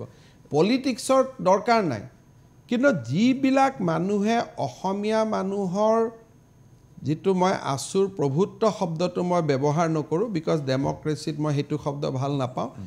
যিখিনি মানুহে অসমৰ ইথোছটোক চেলেঞ্জ কৰে বা আমাৰ যিখিনি ৰাজনৈতিক পৃষ্ঠভূমিত তাত যোনে প্ৰশ্নবোধক চিন লগাব খোজে তেওঁলোকক গোলমোল কৰি ৰখাটোৱেই মোৰ কাম মুখ্যমন্ত্ৰী ডাঙৰীয়া বুজি পালোঁ কথাটো হ'ল গুজৰাট নিৰ্বাচনৰ পূৰ্বে আজমলে আপোনাৰ প্ৰসংগত ইমান বেছি অশ্লীল মন্তব্য কৰিলে কৰিব পাৰে আজিও কৰক আচ্ছা তাৰ পিছত ইমানবোৰ গোচৰ ইমান পৰ্যন্ত গৈছে যে কমৰ মে কিতনা তাকত হে মই ইমান আজমলৰ আচ্ছা খুব বেছি বেয়া মন্তব্য যিটো মই টেলিভিশ্যনত এতিয়া উচ্চাৰণ নকৰোঁ বহু গোচৰ FIR লজল বিজেপি দলে দিলে সেইবোৰ নি কৰিমগঞ্জ থানালৈ পঠাই দিলে আজি পৰ্যন্ত আজমলৰ কোনো বিচাৰ নাই মই এতিয়া আজমলক এৰেষ্ট কৰি আজমলক মই হিৰো বনাবলগীয়া আছে নেকি যিসকলে আজমলক হিৰো বনাব খোজে তেওঁলোকে ক'ব যে আজমলক দুদিন থানাত ভৰাই আপুনি যিসকলক ইতিমধ্যে এৰেষ্ট কৰিলে তেওঁলোকক হিৰো বনালে নেকি আপুনি চাওক আজমল আৰু যিসকলৰ মাজত মইতো অজিত ভূঞাকো এৰেষ্ট কৰা নাই কৰা কিন্তু কবিতা লিখাৰ কাৰণে ছোৱালীক এৰেষ্ট কৰিছে মই নকৰোঁ মই লগে লগে ৰিলিজ কৰি দিছোঁ যেতিয়াই মোৰ নলেজত আহে ৰিলিজ কৰাই নহয় মই নিজে কথাও পাতিছোঁ অফিচাৰক পঠাই মই বুজুৱাইছোঁ গতিকে সেইটো কেতিয়াবা পুলিচে কৰে মোৰ নজৰত আহে আজি যদি কোনোবাই কয় আজমলক কিয় এৰেষ্ট কৰা নাই আপুনি প্ৰশ্নটো কৰিব পাৰে অজিত ভূঞাকো কিয় এৰেষ্ট কৰা নাই সেই পৰ্যায়লৈ যোৱা নাই অজিত ভূঞাৰ ঘটনা তাতকৈ বেছি পৰ্যায়ত গৈছে যদি আপুনি মোৰ বিপক্ষে কথা কোৱাৰ কম্পিটিশ্যনটোৰ কাৰণে এৰেষ্ট কৰাৰ কথা কয় তে এওঁলোকেতো বেছিকৈ মোৰ বিৰুদ্ধে কথা কয় সিমান অশ্লীল কোৱা নাই আপোনাক ৰাজনৈতিকভাৱে সমালোচনা কৰিছে কিন্তু চাৰিজনী ছোৱালী পলুৱাই লৈ যাওক এনেকুৱা ধৰণৰ কথা য'ত মোৰ ঘৈণীৰ কথা কয় আৰু কি সমালোচনা লাগে অজিত ভূঞাটো দিনে ৰাতি মোৰ ঘৈণীৰ কথা কৈ থাকে গতিকে মোৰ কথাটো হ'ল মই 20 বছৰ ৰাজনীতি কৰাৰ পিছত এইখিনি মই জানো যে এই মানুহজনক এৰেষ্ট কৰাৰ লগে লগে মানুহজন হিৰো হ'ব অখিল গগৈক মই কিয় এৰেষ্ট কৰা নাই মোৰ হাতেদি সোণোৱাল চৰকাৰ দিনতো তেওঁ বহুতবাৰ এৰেষ্ট হৈছিল মইতো চোৱাও নাই কাৰণ মই মানুহক বিশ্বাস কৰোঁ I want to take people politically মই ইলেকশ্যনত হৰুৱাই মই প্ৰতিশোধ লওঁ এৰেষ্ট কৰি নহয় সেইটো মোৰ ৰাস্তা নহয় মুখ্যমন্ত্ৰী মোৰ 2 বছৰত আপুনি যদি দেখে কোনো এজন আন্দোলনকাৰী আনলেছ ভায়োলেন্স কৰিছে বেলেগ কথা চিফ মিনিষ্টাৰক সমালোচনা কৰাৰ কাৰণে কোনো ছ'চিয়েল মিডিয়াত লিখা ল'ৰা এৰেষ্ট হোৱা নাই মোৰ পৰিবাৰক সমালোচনা কৰাৰ কাৰণে মই কাকো এৰেষ্ট কৰিব দিয়া নাই মোক সমালোচনা কৰাৰ কাৰণে মই কাকো এৰেষ্ট কৰিব দিয়া নাই কাৰণ মই ভগৱান নহয় মোক সমালোচনা কৰা মানুহৰ অধিকাৰ আছে কিন্তু মোক যোনে সমালোচনা কৰে আৰু মই যদি মনত কষ্ট পাওঁ তেতিয়া মই চেষ্টা কৰোঁ অহাবাৰ ইলেকশ্যনত ই হাৰক আৰু তেনেকৈ মই মোৰ মিঠা প্ৰতিশোধ লওঁ আৰু এটা মই মিঠা প্ৰতিশোধ লওঁ যোনে মোক বেছি সমালোচনা কৰে তাক যদি মই পাৰোঁ সহায় কৰি মই প্ৰতিশোধ লওঁ তাৰ ওচৰ চাপি পেলাই ওচৰ চাপি নহয় তাক সহায় কৰি দিওঁ যে ঠিক আছে তেনেকেই হওক আৰু যদি ভগৱানে কেতিয়াবা মোক বাধ্য কৰে তেতিয়াহ'লে মই এইটো চেষ্টা কৰোঁ তেওঁলোকৰ পৰা সহায় নোলোৱাকৈ যাতে চলি থাকিব পাৰোঁ লাতকৈ আপোনাৰ ঘৰত যাম তেওঁলোকৰ ঘৰত নাযাওঁ ধন্যবাদ এইখিনিতে লৈছোঁ ক্ষণিক সময়ৰ বাণিজ্যিক বিৰতি চাই থাকক মেজমেল বিৰতিৰ পাছত পুনৰ ঘূৰি আহিছোঁ মেজমেললৈ আৰু মেজমেলত আজি আমাৰ সন্মুখত উপস্থিত মুখ্যমন্ত্ৰী ডক্টৰ হিমন্ত বিশ্ব শৰ্মা মুখ্যমন্ত্ৰী ডাঙৰীয়া এতিয়া যিটো নতুনকৈ আপুনি ব্যৱস্থা ল'লে যে 4 লাখ টকা থকা উপাৰ্জন থকা মানুহেও এতিয়া বিনামূলীয়া চাউল পাব সেইটো যদি আপুনি হিচাপ কৰিছে সিদিনাখন নিজেই আপুনি হিচাপ কৰি দেখুৱাইছে প্ৰায় 52 লাখ পৰিয়াল এতিয়া এই গোটেই নেটৱৰ্কটোত আহিব কেৱল বিনামূলীয়া চাউল বাকীবিলাকতো মই বাদ দিছোঁ হিতাধিকাৰী আঁচনি আপুনি নিজেই সিদিনাখন পৰহি দিনাখন কৈছে যে 85% গ্ৰামাঞ্চলৰ মানুহে এতিয়া চাউল বিনামূলীয়াকৈ পাব এই প্ৰতিচ্ছবিখনটো ভয়ংকৰ যদি 85% গাঁৱৰ মানুহে বিনামূলীয়াকৈ চাউল পায় তো 15% কিয় নাপাব আৰু 15% খেতি কৰিব কিয় 15% দুটা বস্তু আপুনি ইগনোৰ নকৰিব এটা হ'ল অসমত আপুনি চাউল বিনামূলীয়াকৈ পাব কিন্তু ধানৰ বজাৰখনতো আপুনি 2200 টকাত ধান বিক্ৰী কৰিব পাৰিব সেইকাৰণে কৰ্ম সংস্কৃতিৰ প্ৰিমিয়ামটো আপোনাৰ লগত আছেই যিটো ধান যোৱাকালিলৈকে মোৰ আগৰ চৰকাৰলৈকে কুইণ্টলত 1200 টকা আছিল এতিয়া আপুনি 2200ত বিক্ৰী কৰিব পাৰে সেইকাৰণে অসমত ধান উৎপাদনৰ সংখ্যা বাঢ়ি গৈ আছে নাম্বাৰ 1 নাম্বাৰ 2 85% মানুহক ফ্ৰী ৰাইচ দিয়া it is A central government scheme আৰু গোটেই দেশতে পাই আছে কৰ্ণাটকত কংগ্ৰেছ চৰকাৰ এতিয়া কি কৰিছে যে 85%ৰ লগত তেওঁলোকে আৰু 10 কেজিকৈ চাউল যোগহে কৰি দিব খুজিছে গতিকে এইটো এটা চাউল পলিটিক্স এইটো ফুড সিকিউৰিটিৰ ওপৰত যে মানুহে যাতে নিম্নতম দুটা বস্তুৰ ওপৰত আমি সৰুতে সমাজ অধ্যয়নত পঢ়িছিল অন্ন বস্ত্ৰ বাসস্থান গতিকে বস্ত্ৰটোলৈকে যোৱা নাই আমি ভাবোঁ যে বস্ত্ৰটো মানুহে কৰিব পাৰে চ' অন্ন আৰু বাসস্থান চৰকাৰে দিয়ক that is the theme of politics in India for last 75 years আৰু মহাত্মা গান্ধীও কৈ গৈছিলে যে দুখীয়াৰ চকুলো টুকাটোৱে তোমালোকৰ poorest of the poor Deendayal Upadhyay কৈ গৈছিল অন্ত্যোদয়ৰ কথা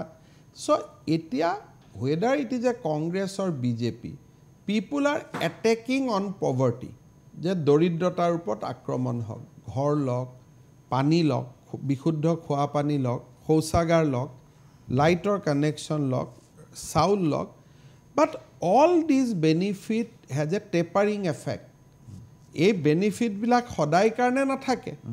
লাহে লাহে কিন্তু আপুনি যদি চাই যে অৰবিন্দ কেজৰিৱালৰ পলিটিক্সতো আৰু এড কৰি দিছে যে ফ্ৰী ইলেক্ট্ৰিচিটি লওক ফ্ৰী পানী লওক কংগ্ৰেছে গ্যাৰেণ্টিৰ জৰিয়তে তাত আৰু যোগ কৰি দিছে যে নিবনুৱায়ো ভাত্তা পাওক সো দ্যাট ইজ এইটো পলিটিক্সত যিটো প্ৰধানমন্ত্ৰী ডাঙৰীয়াই কৈ আছে যে ফাণ্ডামেণ্টেলখিনি দিয়ক ৰেভৰিটো ডিষ্ট্ৰিবিউট কৰিব নালাগে উই কনচিডাৰ ৰাইজ medical health insurance and the house these are a basic minimum need of a people doctor Sharma ডাঙৰীয়া মই এটা কথা কওঁ যে এনে এজন সাধাৰণ নাগৰিক হিচাপে মই চেণ্ট্ৰেল গভৰ্ণমেণ্টৰ স্কিম বাদ দিলোঁ সাধাৰণ নাগৰিক হিচাপে আপোনাৰ মনত কেনেকুৱা ধাৰণা এটা পৰিয়ালে এজন মানুহে বা পৰিয়ালটোৰ মুঠ আয় 4 লাখ টকা বছৰত আৰু মাহে 33,000 ওপৰত এই 33,000 ইনকাম থকা পৰিয়ালটোৱে 40 টকা কিলো চাউল ডেইলি 1 কিলো চাউল 1200 টকা খৰচ কৰিব নোৱাৰিবনে চক যদি দিল্লীৰ পৰা মই চাউল পাইছোঁ আৰু মই মাত্ৰ মানুহক বিলাই দিব লাগে মোক সেইটো কথা মই যদি নিবিলাওঁ তে মানুহে মোক ক'ব যে মই তোৰ শত্ৰু নেকি তই দিল্লীৰ পৰা পাই পেলাই গুদামত বস্তুটো থৈ দিছ গতিকে মোৰ হাতত আজি যেহেতু অপৰচুনিটি আছে যে 85% মানুহক মই দিব পাৰোঁ প্লেন্টি মোৰ হাতত আছে প্ৰত্যেক মাহত চাউল ভাৰত চৰকাৰে FCI গুদামত পঠাই দিয়ে এটা মই চাউলখিনি উভতাই দিম নেকি নাই কিন্তু এনে লজিক্যালি আপুনি কিমান দূৰ কিছুমান বস্তু আপুনি যদি লজিক্যালি পাতিব যায় দেন প্ৰভাৰ্টিৰ সন্মুখত লজিক বহুত নাখাতে বহুত নহয় আপুনি যদি কয় যে 4 লাখ পোৱা মানুহ এজনক তোমালোকে চাউল ফ্ৰী দিয়াত কৰি you can help them in medical health and other exactly. these are debatable তাত কোনো বাধা নাই কিন্তু আজি মোৰ কথাটো হ'ল যেতিয়া মোক দিল্লীয়ে চাউলটো পঠাই দিয়ে যে দিস ইজ দা পলিসি আৰু এই পলিসিটো আজি লোৱা পলিসি নহয় মোদী ডাঙৰীয়াই তাক বঢ়ালে but basic policy started with doctor Manmohan Singh গতিকে এতিয়া আমি ভাবো তাৰ মূল কাৰণটো হ'ল আপোনাক যদি মই ভিতৰলৈকে লৈ যাওঁ ৰাইস উৎপাদন কৰা স্টেট বিলাকত বহুত ৰাইস উৎপাদন হৈছে they have a surplus food stuff Punjab Haryana Maharashtra Andhra Telangana Bengal Madhya Pradesh এই স্টেট বিলাকত ৰাইসৰ চাউলৰ উৎপাদন বহুত বাঢ়ি আছে so FCI has to give rice to the people that ঠিক আছে আপোনালোকক আমি ফুড সিকিউৰিটি দিলো সেই কাৰণে মোদী ডাঙৰীয়াই খুব চেষ্টা কৰি আছে যে মানুহে ৰাইসৰ পৰা ডাইভাৰ্সিফাই হওক এটা অসমত আমাৰ ৰাইস কম কাৰণ আমি গোটেই সাৰপ্লাস মাটিটো টি গাৰ্ডেনক দি আছে যদি আমি টি গাৰ্ডেনক নিদিলো হেতেন অসমৰ খেতিয়কে ধান উৎপাদন কৰি যদি বিক্ৰী কৰা জাগা নাপালহেতেন দেশতো ভয়ংকৰ কনফ্লিক্ট হ'লহেতেন আজি পাঞ্জাব হাৰিয়ানাত অলপ MSPৰ লগত অলপ কম্প্ৰমাইজ কৰাৰ কথাটা চৰকাৰেটো কৰাই নাই ৰিউমাৰ এটা শুনিয়ে হুলস্থুল কিমান ডাঙৰ কৃষি আন্দোলন হ'ল মোদী ডাঙৰীয়াই 3খন আইন উদ্ৰ কৰিবলগীয়া হ'ল অকল ৰিউমাৰৰ ভিত্তিত গতিকে সঁচাকৈ যদি চাউল কিনা বন্ধ কৰি দিব লাগে ভাৰতৰ পৰিৱেশ কি হ'ব সেইকাৰণে আমি ইথানল বা আন বিভিন্ন মিথানল বিভিন্ন ধৰণৰ ডাইভাৰ্সিফাই প্ৰজেক্টত মাকৈ এতিয়া আমি খুব উৎপাদন কৰিছো দাম বহুত আছে মিলেট মাকৈ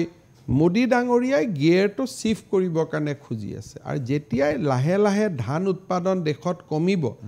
এনেকুৱা স্কিম সমূহৰো ইম্প্যাক্ট বিলাক কমি আহি থাকে এইখিনিতে লৈছো ক্ষণিক সময় বাণিজ্যিক বিৰতি চাই থাকক মেজমেল বিৰতিৰ পাছত পুনৰ ঘূৰি আহিছো মেজমেলৰ মজিয়ালৈ মেজমেলত আমাৰ সন্মুখত অসমৰ মুখ্যমন্ত্ৰী ডক্টৰ হিমন্ত বিশ্ব শৰ্মা মুখ্যমন্ত্ৰী ডাঙৰীয়া জনগোষ্ঠী আৰু জনজাতিকৰণ সম্পৰ্কত আপুনি কেইবাবাৰো মোৰ লগত সাক্ষাৎকাৰত বহিছে আৰু আপুনি বিভিন্ন সময়ত তাৰ যেটো উত্তৰণ হৈ আছে সেই কথাটো কৈছে লাষ্ট যেতিয়া আপুনি কথাটো কৈছিল তেতিয়া আপুনি কৈছিল যে আহোমসকলে এটা লাৰ্জ হাৰ্ট প্ৰদৰ্শন কৰিছে তেওঁলোকে কৈছে যে যদি অসমীয়া সুৰক্ষিত হয় তেনেহলে কেইটামান চাকৰি বাকৰিৰ কাৰণে তেওঁলোক আৰু লাগি নাথাকে 1 নম্বৰ 2 নম্বৰ কথাটো হ'ল কালি জনজাতীয় সমন্বয়ৰক্ষী মঞ্চৰ নেতাগৰাকীয়ে কৈছে যে যদি এই জনগোষ্ঠীক কেনেবাকৈ সংৰক্ষণ দিয়ে তেতিয়া হলে বৰ্তমানৰ জনগোষ্ঠীসকলৰ এজনেও পঞ্চায়তৰ মেম্বাৰো নাপাব সব দুইটাই সঁচা যে আজি যিখিনি আমাৰ পুৰণা জনজাতীয় লোক আছে তেওঁলোকে এটা প্ৰিভিলেজ পাই আছে এখন বাছত আমি সকলো বহি আছো সেই বাছত যদি নতুন প্যাসেঞ্জাৰ উঠে বা কিছু যাত্ৰীটো থিয় হৈ যাব লাগিব এইটো এটা নেচাৰেল প্ৰৱণতা সেইকাৰণে পুৰণা জনজাতীয় লোকসকলে বিচাৰি আছে যে নতুন জনজাতীয়খিনিক বা বিচৰাখিনিক আপোনালোকে জনজাতীয়ৰ মৰ্যাদা দিয়ক কিন্তু আমাৰখিনিত নহয় তেওঁলোকৰ কাৰণে ছেপাৰেট ক্লাছিফিকেশ্যন এটা কৰক তথাপিতো আমি আলোচনা কৰি থাকিলোঁ কৰি থকাৰ পিছত তেওঁলোকে আমাৰ লগত এটা তিনিটা জনগোষ্ঠীৰ লগত একত্ৰিত হ'ল যিটো পিছৰ ডেভেলপমেণ্ট তেওঁলোকে ক'লে যে মৰাণখিনিক জনজাতীয় কৰিলে আমাৰ আপত্তি নাই মটকখিনিক জনজাতীয় কৰিলে আমাৰ আপত্তি নাই আৰু চুতীয়াখিনি যিহেতু অসমৰ আটাইতকৈ পুৰণা জনগোষ্ঠী তেওঁলোক জনজাতীয় কৰিলে আমাৰ আপত্তি নাই আৰু তাৰ কাৰণে যদি অলপ আমাৰ ক্ষতি হয় হওক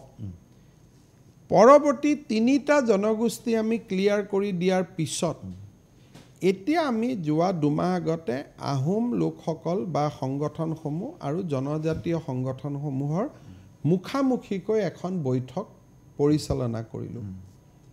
আৰু অনাগত দিনত তেওঁলোকে মুখামুখিকৈ আৰু বহিব তাত জনজাতীয় লোকসকলে আহোমসকলক কৈছে যে চাওক আপোনালোকে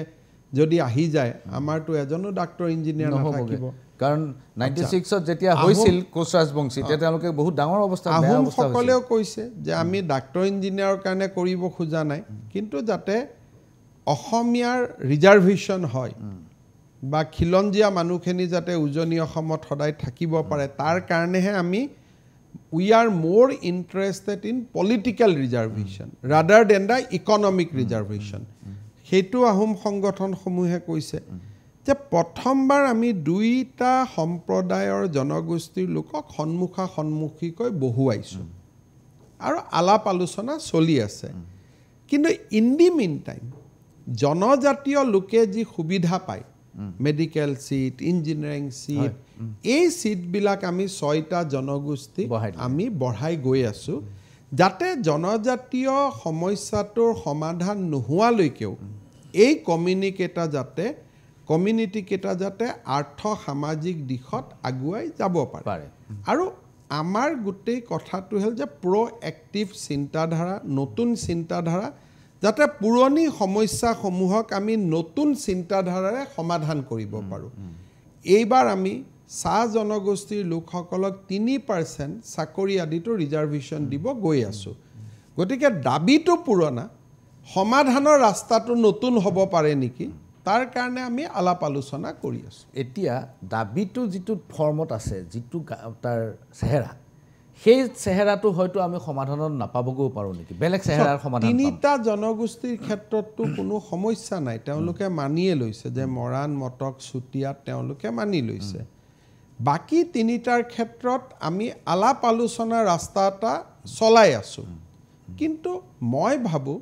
যে এই সমস্যাৰ সমাধানবিলাক দুইটা জনগোষ্ঠীৰ আলাপ আলোচনাৰ মাজেৰে সমাধান ওলালে সমাধানটো হোৱাৰ পিছত আপুনি উইথড্ৰ কৰিব নালাগে যদি আপুনি জোৰ কৰি কিবা কৰিব যায় আকৌ ব্লাড শেড হ'ব তাৰ পিছত আপুনি এইটো ষ্টে বুলি ক'ব লাগিব গতিকে যদি আমি আলাপ আলোচনাৰ ৰাস্তাৰে যাব পাৰোঁ সেইটো ৰাস্তা যথেষ্ট ভাল আৰু আলাপ আলোচনা চলি থকাৰ সময়তো যাতে কাৰোৱে ক্ষতিগ্ৰস্ত নহয় সেইকাৰণে medical seat engineering seat university seat veterinary seat ITI GNM আমি সকলো ক্ষেত্ৰতে জনগোষ্ঠীখিনিক আগুৱাই লৈ যোৱাৰ বাবে কাম কৰি আছোঁ আৰু লাৰ্জলি আপোনালোকে যদি চাই যে দে আৰ অলছো এপ্ৰিচিয়েটিং আৱাৰ পলিচিজ আমাৰ লগতো কোনো কনফ্লিক্টত নাই চবেই আমাৰ লগত আলাপ আলোচনা কৰি ৰাস্তাবোৰ বিচাৰি ওলোৱাৰ চেষ্টা কৰি আছে আৰু আমি যে দুইটা জনগোষ্ঠীক সন্মুখত বহুৱাব পাৰিছোঁ আহোম জনগোষ্ঠীয় সংগঠনসমূহ আৰু পুৰণা জনজাতীয় লোকসকল তেওঁলোক যে বহিবৰ কাৰণে এগ্ৰি কৰিলে সেইটোৱেতো এটা ডাঙৰ ষ্টেপ ইন ৰাইট ডিৰেকশ্যন ধন্যবাদ এইখিনিতে লৈছোঁ ক্ষণিক সময়ৰ বাণিজ্যিক বিৰতি চাই থাকক মেজমেল বিৰতিৰ পাছত পুনৰ ঘূৰি আহিছোঁ মেজমেললৈ আৰু মেজমেলত আজি আমাৰ সন্মুখত উপস্থিত মুখ্যমন্ত্ৰী ডক্টৰ হিমন্ত বিশ্ব শৰ্মা মই আকৌ এটা কথা সুধিব খোজোঁ যিটো সৰ্বসাধাৰণৰ মাজত খুব চৰ্চা সেইটো হ'ল যে প্ৰতি মাহে বা দুমাহৰ মূৰত খবৰ কাগজত খবৰ ওলায় আৰু ইমান টকাৰ ঋণ ল'ব আৰু ইমান টকাৰ ঋণ ল'লে আপোনাৰ পূৰ্বৰ বক্তব্যটো আছিল যে GDP 3%লৈকে ঋণ লোৱাত কোনো বাধা নাই হয় কথাটো সেইটো কোনো বাধা দিয়া নাই কোনো কিন্তু চৰ্চাৰ বিষয়টো হ'ল যে আপুনি ইয়াৰ পৰা যদি ক'ৰবাত চেণ্ট্ৰেল গভৰ্ণমেণ্টত গুচি যায় বা আপোনাৰ পৰৱৰ্তী মুখ্যমন্ত্ৰীজনে এইখন ৰাজ্য আৰু চলাব নোৱাৰিব কাৰণ আপুনি ঋণ ইমান বেছিকৈ লৈ ল'লে চাওক এইটো হ'ল যিসকলে অৰ্থনীতিৰ বুনিয়াদী জ্ঞান নাই তেওঁলোকে এই কথাটো কয় যেতিয়া এটা মাহত আপুনি নিউজ কৰে যে এই চৰকাৰখনে 1000 কোটি টকা ঋণ ল'লে লগত এইটো নিউজ কৰিব লাগে এই চৰকাৰখনে এই মাহত উপাৰ্জন কিমান কৰিলে ইনকাম কিমান আছে আয় আৰু ব্যয় ঋণ আৰু ইনকাম আপোনাৰ যেতিয়া দৰমহা প্ৰথম চাকৰিত জইন কৰে 20000 টকা হয় তেতিয়া বেংকে আপোনাক স্কুটাৰৰ লোন দিয়ে যেতিয়া আপোনাৰ আয় 1 লাখ টকা হয় তেতিয়া বেংকে আপোনাক গাড়ীৰ কাৰণে লোন দিয়ে সেইকাৰণে মানুহে ঋণৰ কথা নাপাতে চেণ্ট্ৰেল গভৰ্ণমেণ্ট বা অৰ্থনীতিবিদসকলে that into the ratio' of GDP কথা পাতে যে এওঁলোকৰ উপাৰ্জন কিমান ঋণ কিমান যদি উপাৰ্জন আৰু ঋণটো আপুনি তুলনা কৰি থাকে তেতিয়াহ'লে অসমত ঋণৰ সংখ্যা কম উপাৰ্জনৰ সংখ্যা বেছি এতিয়া আমি গৈ 5.5 লাখ কোটি টকাৰ আমি উপাৰ্জন কৰিলোঁ ঋণ কিমান লৈছোঁ 20000 কোটি টকা তাৰমানে it is not even 4% or 5% of my income it is below 3% of my income 100 টকা উপাৰ্জন কৰা ব্যক্তি এজনে 3 টকা ধাৰ ল'ব নোৱাৰে নেকি গতিকে আমাৰ যিসকলে পেপাৰত জিডিপিটো উপাৰ্জন নহয় জিডিপিটো ষ্টেটৰ উপাৰ্জন আৰু তাৰ ওপৰতে লোন দিয়ে নহয় জিডিপিটো আৰ্নিঙৰ ভিতৰত নপৰিব ন টোটেল প্ৰডাক্টটোৰ ওপৰত GDP is a earning of a state total প্ৰডাক্টটোহে হ'ব আপুনি ইকনমিক্সত সুধি ল'ব জিডিপিকে ষ্টেটৰ আৰ্নিং বুলি কয় নহয় আপোনাৰ যিটো ৰেভিনিউ আৰ্নিং বা non revenue earning revenue non revenue আৰ্নিঙৰ লগত ষ্টেটৰ কম্পেৰিজন নহয় ষ্টেটে লোন লৈছে ষ্টেটৰ আয় কিমান তাৰমানে জিডিপি কিমান ৰিজাৰ্ভ বেংকে আমাক অনুমতি দিয়ে 3% অফ ইউৰ জিডিপি বাজেটক লৈ মই সেই কথাটো কৈছোৱে আমাৰ আয়ু বাঢ়ি গৈ আছে আৰু 42 প্ৰডাক্ট বাঢ়িছে প্ৰডাক্টে আয় কাৰণ প্ৰডাক্টে আইক ৰিফ্লেক্ট কৰে যেতিয়া আমাৰ জিডিপি আছিলে 2 লাখ কোটি টকা তেতিয়া আপোনাৰ বাজেট আছিল 42000 কোটি টকা যেতিয়া জিডিপি 5.5 লাখ হৈ গ'ল আপোনাৰ বাজেট হ'ল 1,20,000 কোটি টকা so all these are relative formula GDP will reflect income of a state GDP will reflect the capacity of a state to take debt সেইকাৰণে আজি যদি ভাৰতৰ গোটেই ৰাজ্যবিলাক চাই অসমৰে ঋণ লোৱা কেপাচিটি থকাৰ পিছতো কনজাৰভেটিভ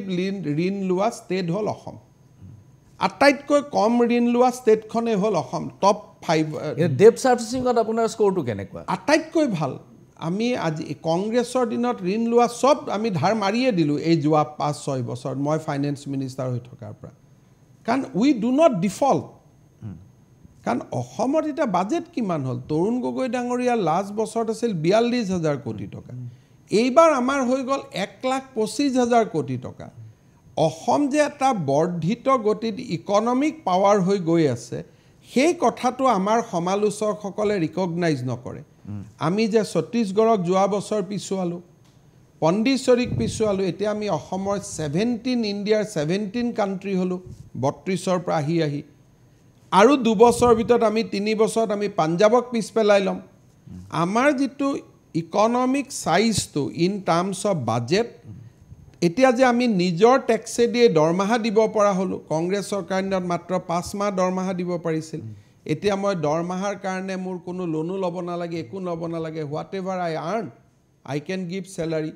গতিকে Assam is becoming economically now a giant state in next 5 years আমি বহুত ডাঙৰ ৰাজ্য হ'ব গৈ আছোঁ গতিকে ঋণৰ লগত ঋণ কম্পেয়াৰ নকৰিব ঋণৰ লগত বাজেট সাইজ কম্পেয়াৰ কৰিব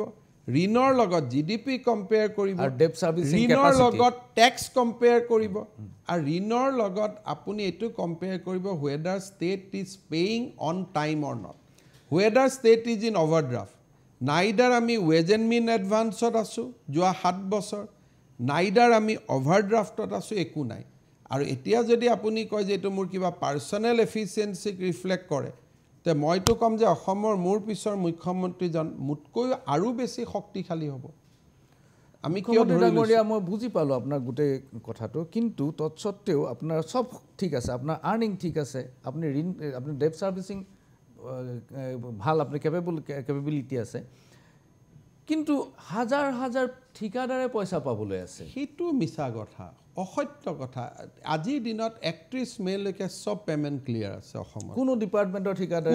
কোনো ডিপাৰ্টমেণ্টত এনেকুৱা এজন ঠিকাদাৰ নাই যোনে ক'ব যে ফাইনেন্সত মোৰ বিল পৰি আছে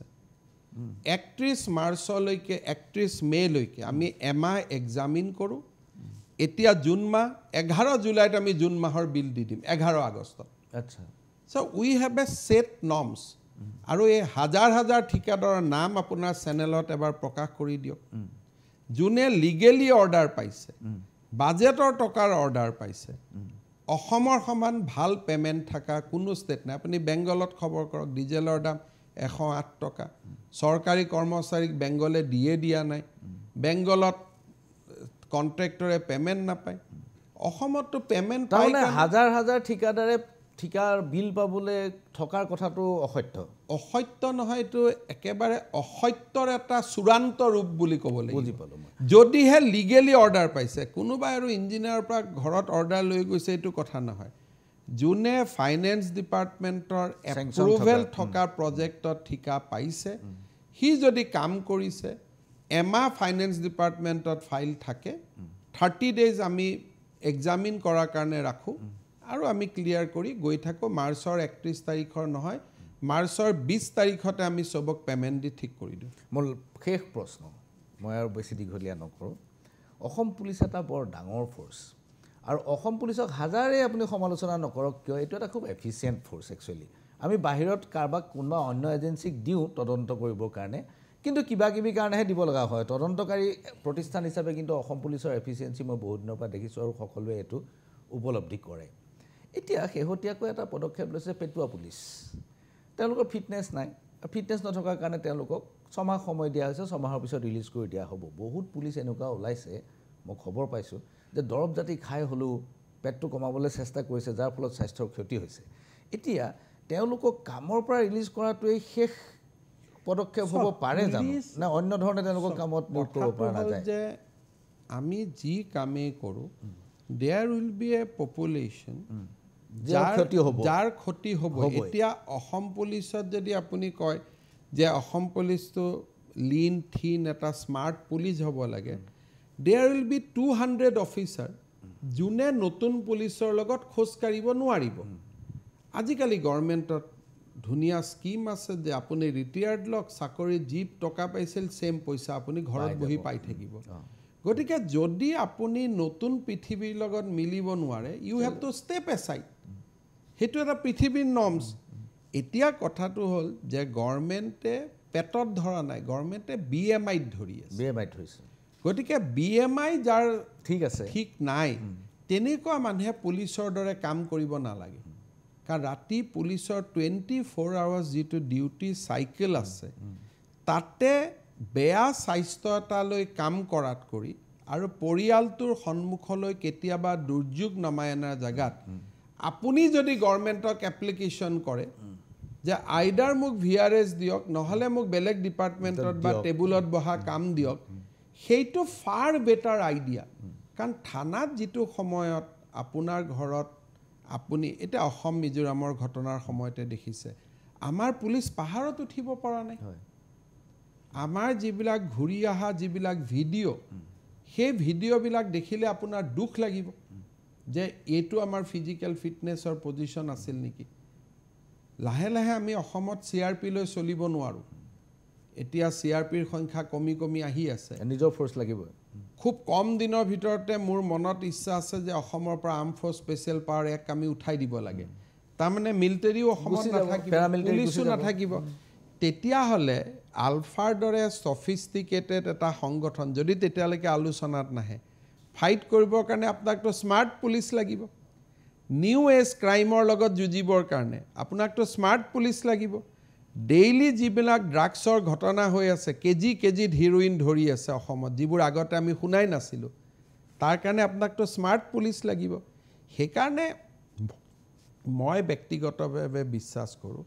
যে do not talk about individual, talk about larger social good. নহ'লে এনেকুৱা হয় যে মহিলা শিক্ষয়িত্ৰী এগৰাকীক দূৰত দিছোঁ, মোৰতো বহুত অসুবিধা হৈছে, মই দূৰত দিছোঁ। শিক্ষয়িত্ৰীগৰাকীৰ কথা চিন্তা কৰোঁতে ষ্টুডেণ্টখিনিৰ কথা কোনে চিন্তা কৰিব? সেইকাৰণে দিজ আৰ ভিচিয়াছ চাৰ্কেল। যি কামে গভৰ্ণমেণ্টে সংস্কাৰ হাতত নলওক কিয় 200, 300, 400, 2-3% মানুহৰ ক্ষতি হ'ব একেবাৰে সৰুকৈ। কিন্তু বহুজন সুখায় বহুজন হিতায়, গতিকে লাৰ্জাৰ মেজৰিটিত যিটো লাভ হয় আপুনি সেইটো কৰিব। আলফাৰ কথা যিহেতু উল্লেখ কৰিলে আপুনি ফটকে, মই কথাটো সুধিব খুজিছোঁ, উজনি অসমৰ বাগিচাবিলাকত আলফাই আকৌ টেলিফোন যোগে ভাবুকি দিছে, ভুৱা আলফা হ'ব, ভুৱা আলফা। বহুত মেনেজাৰ পলাইছে। সেইকাৰণে মই কোনো এইবিলাক নাই অসমত, কোনো মেনেজাৰ পলোৱা তলোৱা আজিও এজন এছিষ্টেণ্ট মেনেজাৰ পলাই এই বেলেগ কাৰণত কিবা হ'ব, এইবিলাক একদম ৰাতি 2টাত ঘূৰিব পাৰে। আৰু সেই মেনেজাৰজন এছিষ্টেণ্ট মেনেজাৰজন যদি পলাইছেও আপুনি পিছত গম পাব কিবা তাৰ চাকৰি ঘটনা লৈ পলাইছে। আলফাক লৈ পলোৱা, আলফাই ধন দাবী কৰিলে পলোৱা, এই কথাবিলাক নাই আৰু এই কথাবিলাক উলিয়াবও নাপায়। ভুৱা আলফা। ভুৱা আলফাটো আমি মাহত 10-5টা ধৰি থাকোঁ। গতিকে মই কেতিয়াও নাভাবোঁ তিনিচুকীয়া ডিষ্ট্ৰিক্টত আলফাৰ অলপ ডিমাণ্ড আছে। সেইটোৱেতো মই কৈছোঁ। তিনিচুকীয়া সেইকাৰণে Tinsukia is under disturb area, আৰু আমি তাত নিগচিয়েট কৰি থাকোঁ। ল এণ্ড অৰ্ডাৰ পুলিচে নিগচিয়েট কৰে, আমি ট্ৰেপ কৰোঁ, আমি তেওঁলোকৰ লগত নিগচিয়েট কৰি ছাৰেণ্ডাৰ কৰাওঁ যি ল'ৰাবিলাক আহে, বা তেওঁলোকক আমি ট্ৰেপ কৰোঁ, বা উপায় নাপালে এনকাউণ্টাৰ পৰ্যন্ত হ'বলগীয়া হয়। বাৰিং তিনিচুকীয়া ডিষ্ট্ৰিক্ট আৰু তিনিচুকীয়াৰো অকণমান ওপৰৰ ফালে মাৰ্ঘেৰিটা, শদিয়া, সেই বেলটোক বাদ দি অসমত ক'তো ল এণ্ড অৰ্ডাৰ প্ৰব্লেম নাই। বহুত ধন্যবাদ মুখ্যমন্ত্ৰী ডাঙৰীয়া।